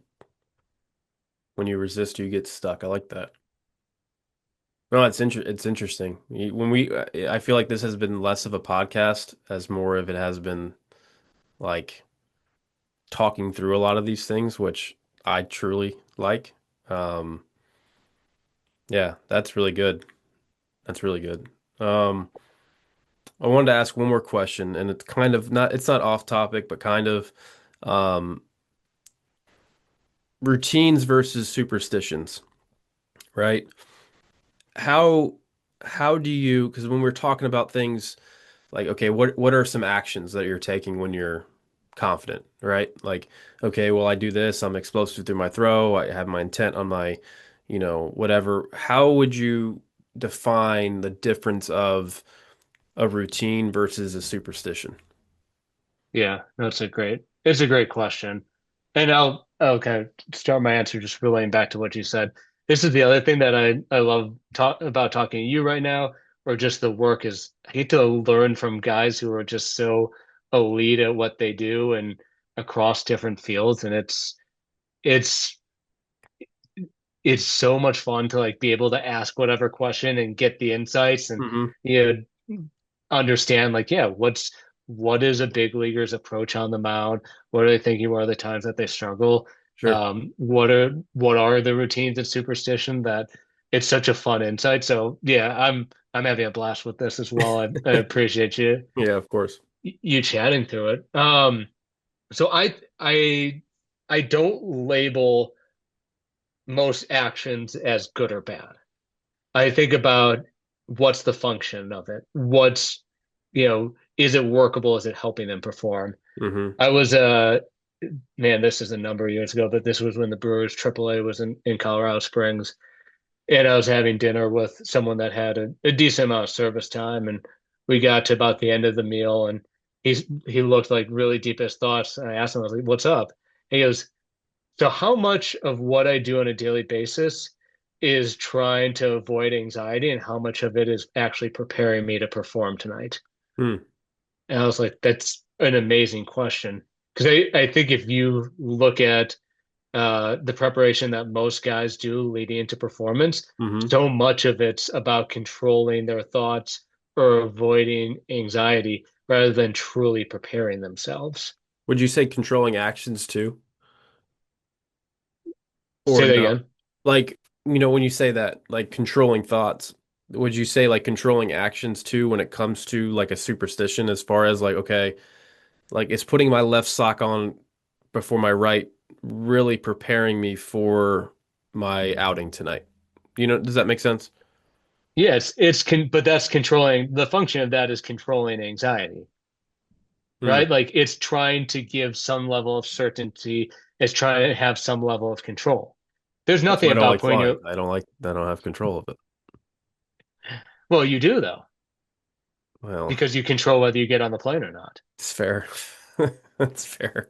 Yeah, right. You, so I mean, we get to control our actions, but you know, superstitions is mostly about controlling uncertainty and the fact that I don't know what's about to happen. It gives comfort, but it gives immediate comfort. But if you spend your whole time leading up to a game seeking comfort, you just spent your whole time trying to control anxiety rather than actually preparing. And you're teaching yourself you need to control this anxiety. Hmm. That's Peeling why I think layers here. superstitions are, you know, are a little bit of a trap because you're reinforcing like I need to feel comfortable. Hmm. And if the goal is to, physiologically downregulate to a point that you can go out there and perform, are there better ways we can do it, rather than drinking a cup of coffee at exactly 10:38 each morning? It's so funny because dude, I would like do the same thing every single day. My routine, like, it would be down to the minute. Um, and it makes sense. Like, I was just trying to control my anxiety in that sense. Huh. Because, yeah, like that's how I was from a youth kid up. Like I always had some sort of like I convinced it was a routine, but like really did it really prepare me for what I was trying to do later on that evening. Because I was the guy that was like, I'm having my coffee at 10:38. It wasn't 10:38, but the numbers like they had to add to 7. It's so stupid. But like if I were to go out for a game, like if I was a starter in college, I would have to go out at 6:25. Two and the five would add up. It's so stupid, but like that's just kind of what I would But do it, for whatever reason. but it's not, and that's, I actually want to get away from the judgment there because it's not stupid. It actually makes sense. It's reinforcing because if you have, that cup of coffee at that time, it feels like it's comfort. It feels like I've done something. So it reinforces that behavior. Mm, If we go back to someone raising their hand in class, if they think they know the answer and they want to answer, and then they start to feel nervous about saying something stupid and they don't raise their hand, that avoidance reinforces that I not won't. raising your hand. So Mm, the anxiety goes down. So now that the anxiety went down, it reinforces, oh, I know how to control this anxiety. I just don't move towards the thing that causes me anxiety. mm. But the problem with sport is that probably if it's causing you anxiousness, it's something you should do. Feeling that fear and going anyways. Yeah, like if it scares you to, attack Pujols on the inside corner, that's probably where you should be throwing that ball. If it Yeah. scares you to have a conversation with the manager about, why you're not throwing in high leverage situations and you keep coming in when the team's down, it's probably what you should be doing. Yeah. So one thing I say to people is vulnerabilities and values run hand in hand. Yeah.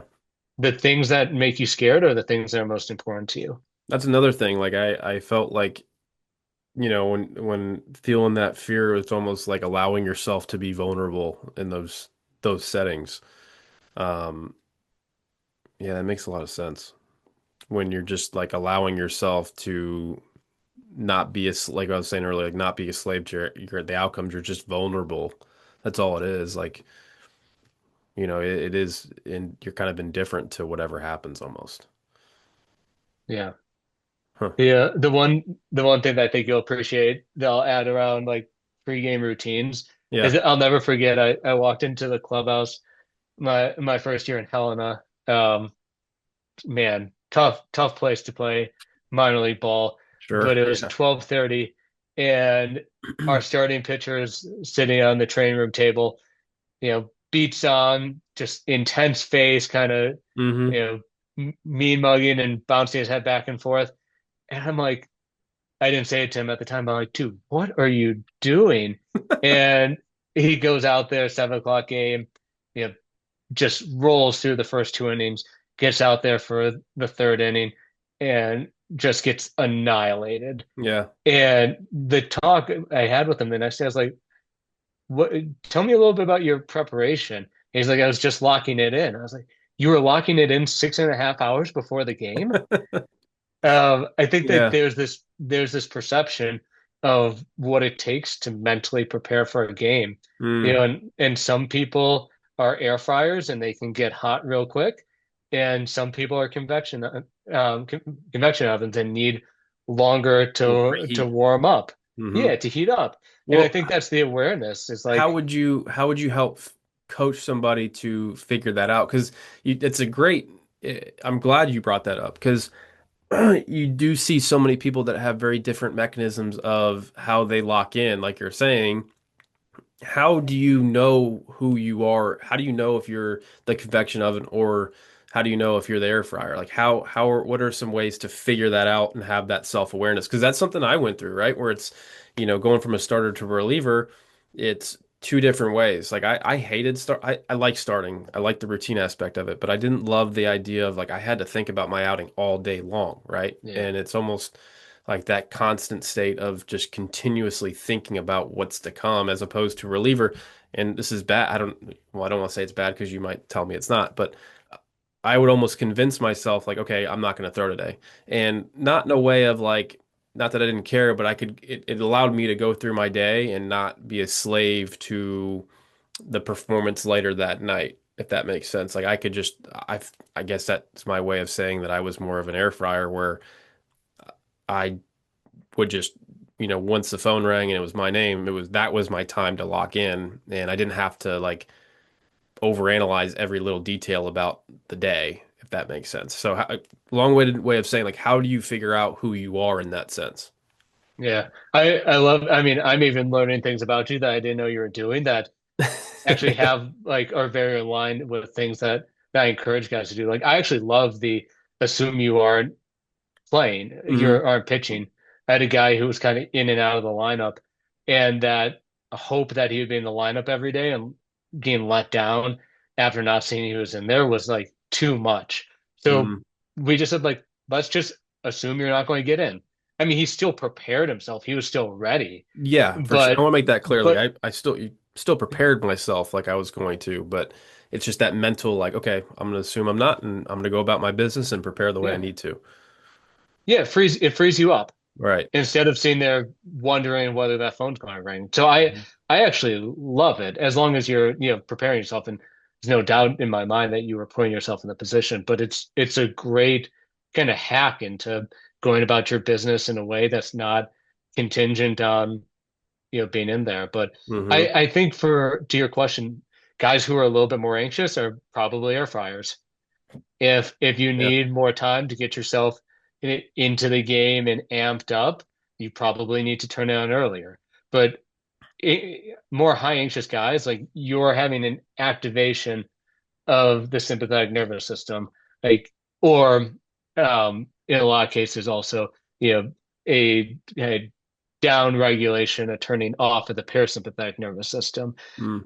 But either way, it's expenditure of energy, and then after the game, it dips into your recovery as well. So we do want to understand how our physiology works and how amped up we're getting and how that correlates to the demands of what we're about to do. Like if you're if you're going to go do a touch and field, amp up a little bit Hmm. and then down regulate before you go in the seventh inning. And then if you throw the ninth, you know, you have to down regulate so you can recover afterwards. So I think it's a little bit of understanding your physiology, understanding what amps you up, and then having skills to down regulate or how to allow a little bit more emotionality in so you can be amped up to the level that helps you perform. Hmm. I want to. So the guy that had the headphones in Montana, or right? You said Helena, right? Yeah, it was Helena, rookie Um, ball. did did he end up being a starter? Did he end up ever change to reliever? Did he change kind of his way of preparation after that conversation? Yeah, it's funny. So he was a starter and now he's a reliever in the big leagues. Oh, really? Yeah, That's cool. So he yeah, realized that I'm sure his preparations changed a little bit then. totally. Yeah. And I think that's something I'm imagining you experience this, but something I see a lot of pitchers um, successfully transition from starter to bullpen guy Hmm. because there's so much buildup for those 4 days leading into start, and then your start day where there's like the I am the starter, and there's this, and people start treating you differently, and you start treating yourself differently, Yeah. and there's all these expectations about how you have to approach the day and your role for the team that puts all this added pressure that I think is really it's a very unique job in sports. Yeah. And it got my brain thinking, so do you think not only from a psychological perspective, but you made the comment, going from a starter to reliever, right? Like you'll usually see a guy's stuff uptick as the in the sense of like guys will throw harder, and we always point to like, oh, it's just because he's only in one inning. Um, do you think it has anything to do with the energy expenditure difference of anxiousness? Well, you have to, I mean, my frame is psychological, right? So I think there's probably a psychological component to almost everything, but I'd imagine there's an energy expenditure piece. I think it's probably more physiological, where guys can just go out there and leave everything they have on the field for one inning. But Hmm. um, I'd imagine there's certainly something psychological about it as well. Yeah. And No, I whether just that's half a mile an hour whatever it might be. But Right. it's a unique job in sports, and some of those, being a hitter's hard, but being a starting pitcher, being a goalie, some of these positions that and You're on an jobs, island. quarterback, that have so much attention on them, Yeah. um, and multiple demands too for what you're trying to do out there are really, really challenging. Yeah, they're very different. Very different. You know, you're on that, like I said, you're on that island in a physical sense and a mental sense, I guess. Like you're you're the one everyone's looking at. The game doesn't really, nothing happens without you. Yeah. Um, I got a question while we're on for yeah. you while we're on physiology. Hmm. Um, did you notice a difference in how you felt on the mound and how you performed when you were coming in more of a high leverage position versus a blowout? Oh my God, yeah. I You'll ask any pitcher this. That is the hardest job in the bullpen is to be the guy that comes in down 10. Like there is nothing harder than that, I think, because uh, I think anybody that's in a bullpen at some point was the closer or was the best pitcher on the team, right? And then you get into those situations and you're like, this shit sucks. No, I don't want to be here. And not that you take for granted the position that you're in, but it's almost like a slap in the face in a way. And not, I don't mean that like everyone needs that guy in the pen and there needs to be that role filled and it's important, but like from an ego perspective, right? And I'll ask you about that too. So I lied. There's more than one question I had. Um, it's you you almost like are like I shouldn't be here. Like I'm way better than this, right? Yeah. And I feel like that if anybody ever tells you otherwise, they're lying to you. Um, because I think really at the end of the day, any high level performer should want the baseball in more of a make or break situation. So to answer your question, absolutely. Like you just feel dead. Like you just feel like there's like because you're sitting there, you're watching, you're getting your ass kicked all day. You're sitting there and just it's like, oh, this shit sucks, and then you got to go perform. It's hard. It's very difficult. But when it Yeah. comes to high leverage situations, you're sitting there like you have this adrenaline spike of your parasympathetic nervous system kicks in more. I don't know. I mean, what does it flood with different hormones at the time? I don't know. I mean, what do you think? Or what do you know, I guess? Yeah. I mean, this is so I spend a lot of time thinking about this, like why closers do so well in safe situations But they suck versus, when it's yeah, not. yeah. And it's to me that physiological difference is the difference almost between like pitching when it's 75 and sunny versus when it's like 50 and raining. Hmm. It's a very different experience. Um, in what we know is like our attentional field narrows when we're more amped up. So I think people just have this very broad attentional field, so they're not as sharp. And they also don't have like the adrenaline going that's going to make their stuff a little bit better. Mm. But all of a sudden they start hearing and seeing things that they probably wouldn't when they're in high leverage situations. So like all this energy, whether it's anger from a call from the ump and not getting a call in the corner that you thought you should, to any anxiety or anxiousness coming into the game, like there is physiological benefits. And that narrowed attention, especially when it's task focused, is such a it can be such a benefit to performing. Mm. It's to me, it's kind of like a flashlight. If that flashlight is shined on the target, you're going to execute well.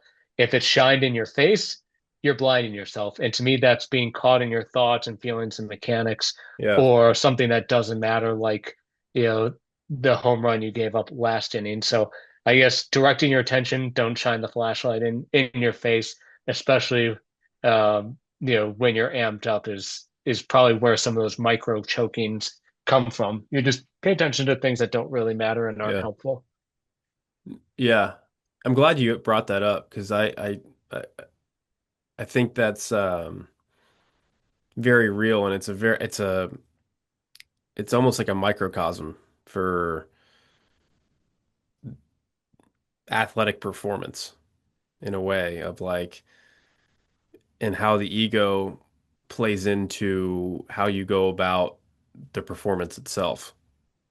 Where, if you're really relying on the external, in the sense of like, the energy in the stadium, um, the situation of the game as opposed to, you know, the task at hand, those realities become very, very different, and it allows for you to feel like you're experiencing something very different, even if you really are.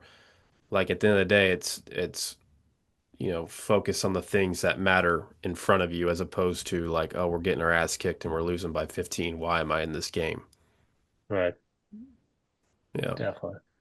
Because that was always one of the hardest things for me, for sure. Was like being your best self in those type of situations. Absolutely.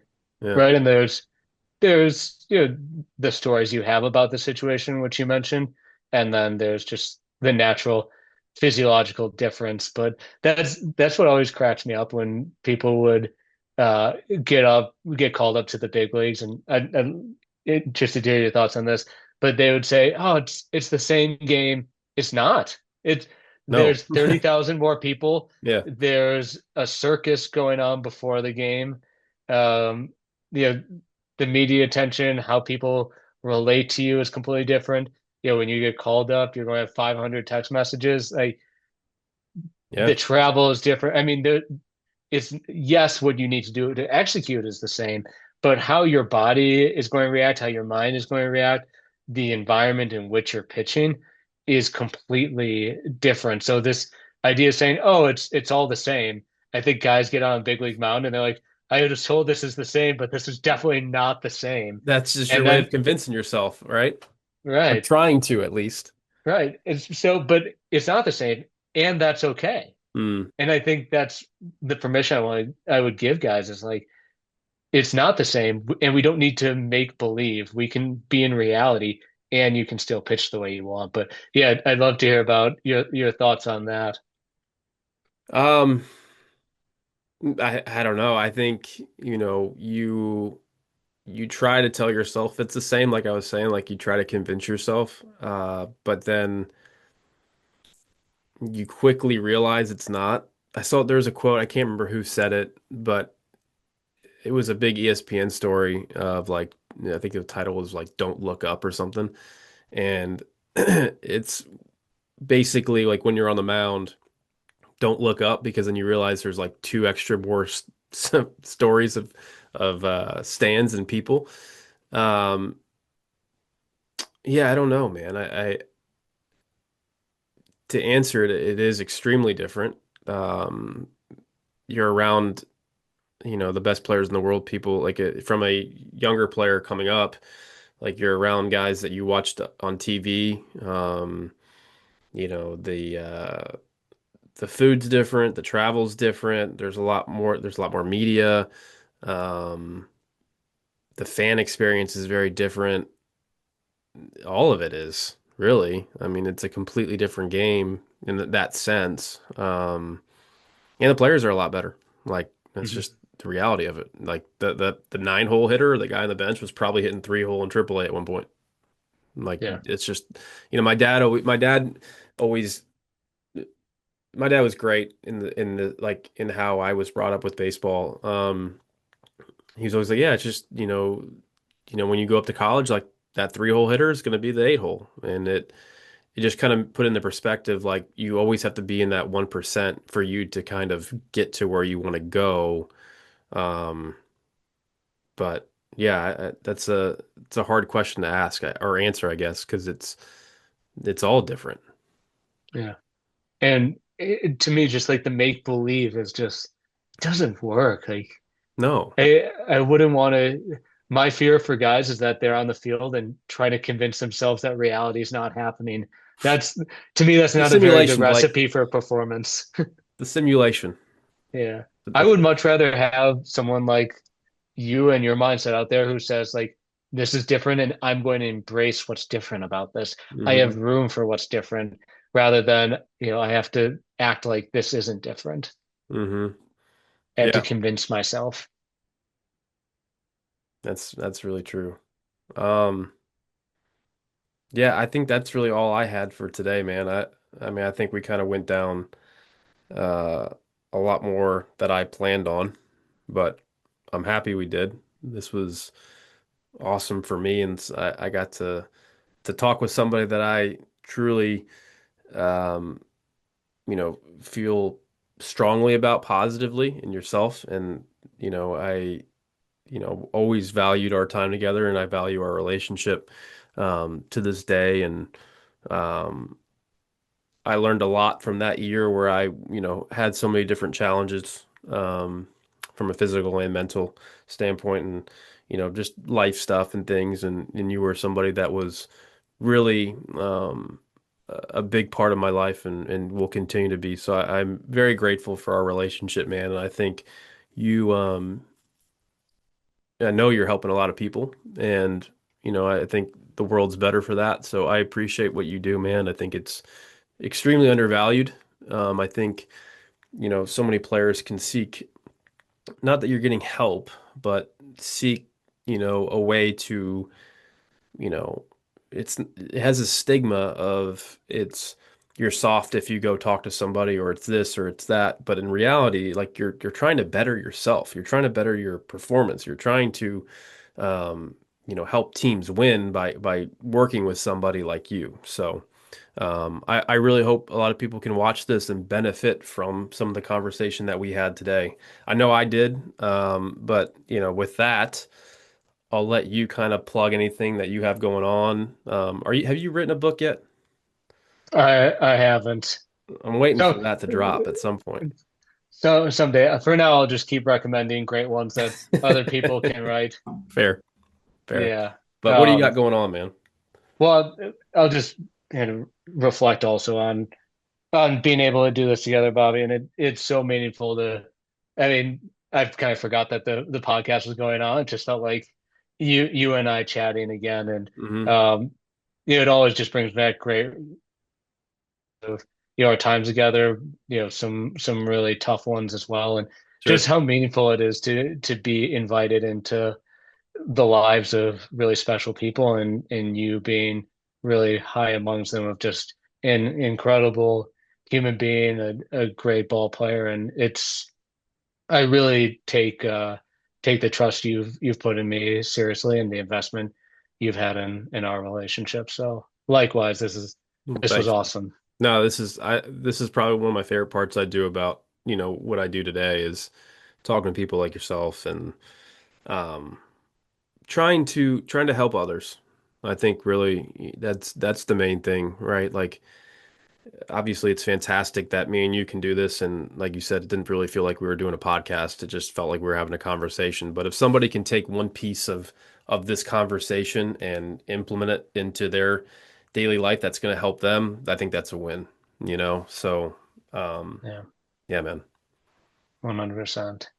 Well, and thank you for the time to just be able to put some plugs in there. So, I started working with a group recently that we really want to address a need for high level performers, athletes, musical artists who are looking for an interdisciplinary team to really help improve their longevity and invest in their careers.